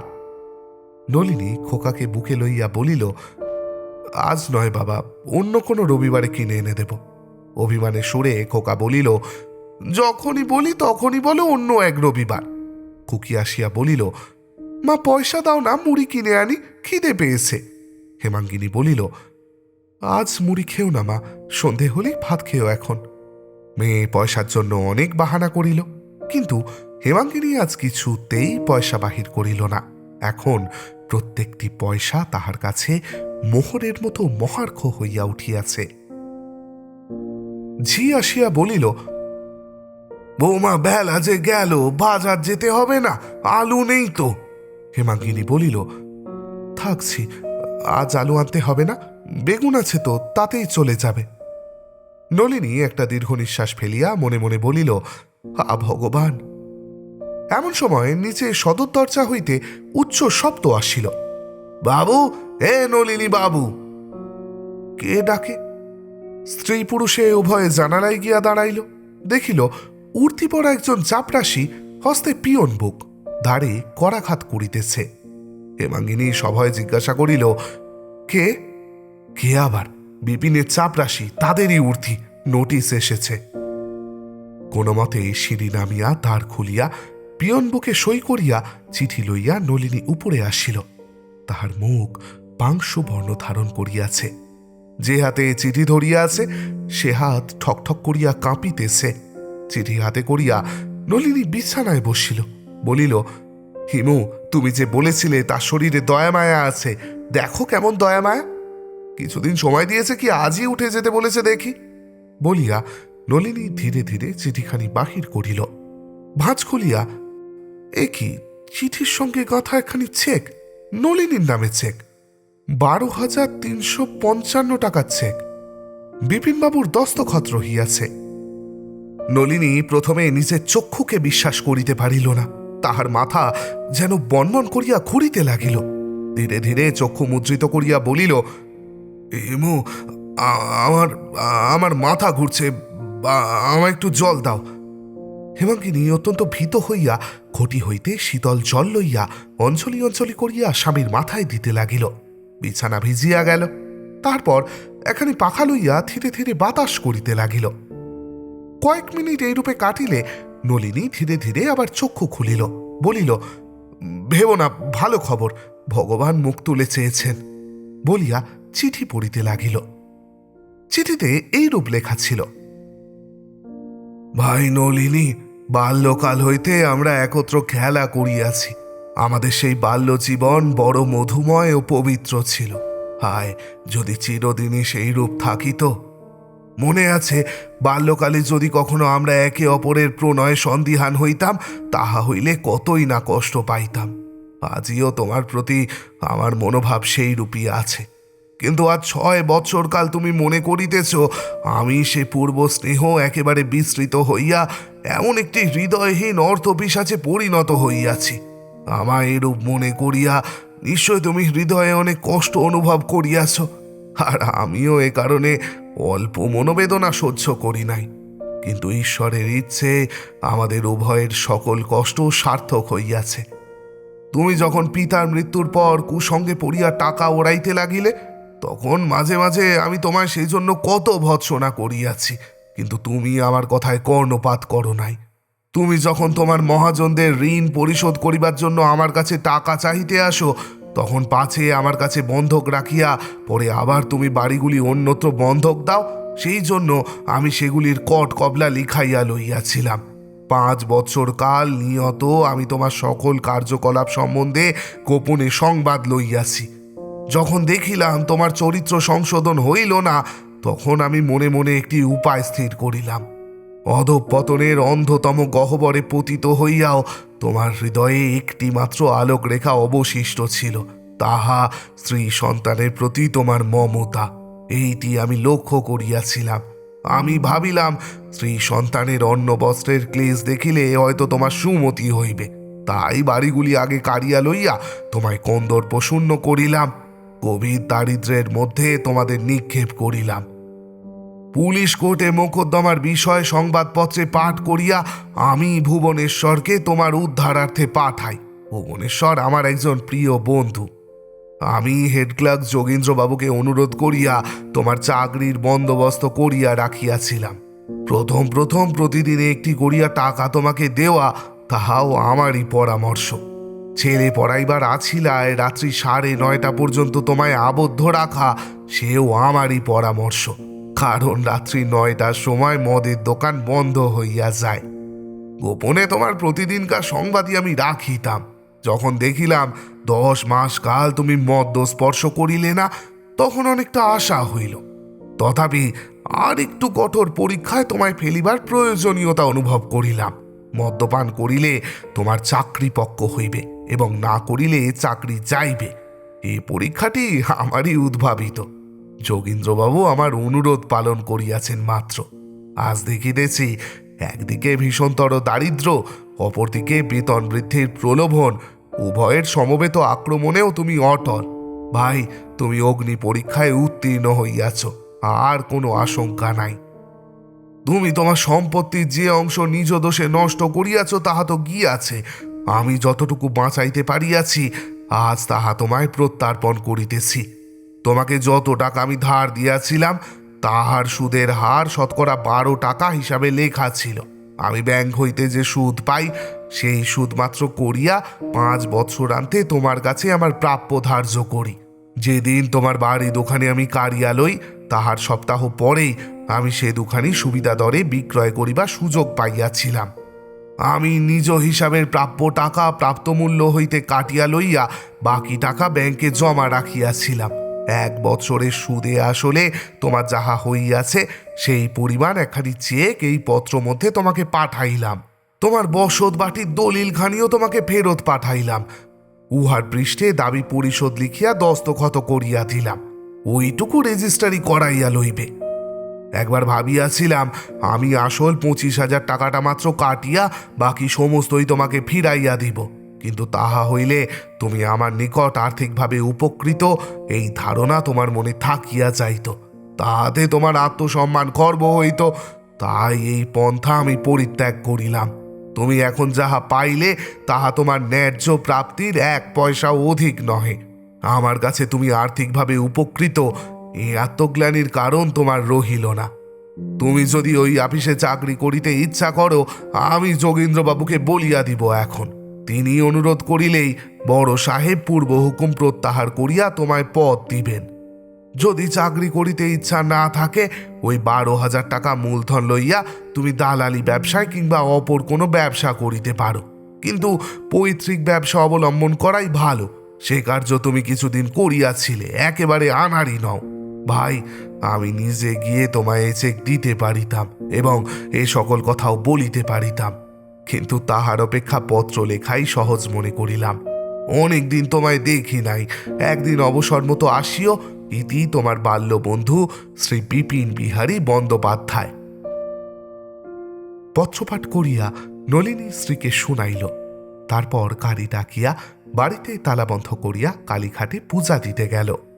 ফিরিবার পথে সে গাড়ি বিপিনবাবুর ফটক এইবার দারওয়ানের বিনা ওজরেই পার হইয়া গেল। বিপিনবাবু স্ত্রী হেমাঙ্গিনীকে সহজে ছুটি দিলেন না।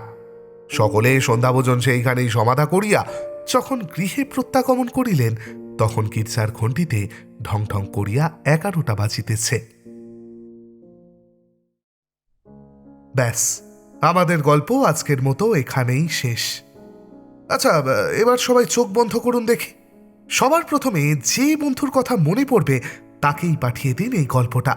সে যদি অনেক দূরেও থাকে, যদি তার সঙ্গে যোগাযোগের সুতো বহুদিন আগে কেটে গিয়ে থাকে, তাহলে তার ফোন নাম্বারটা জোগাড় করুন একবার।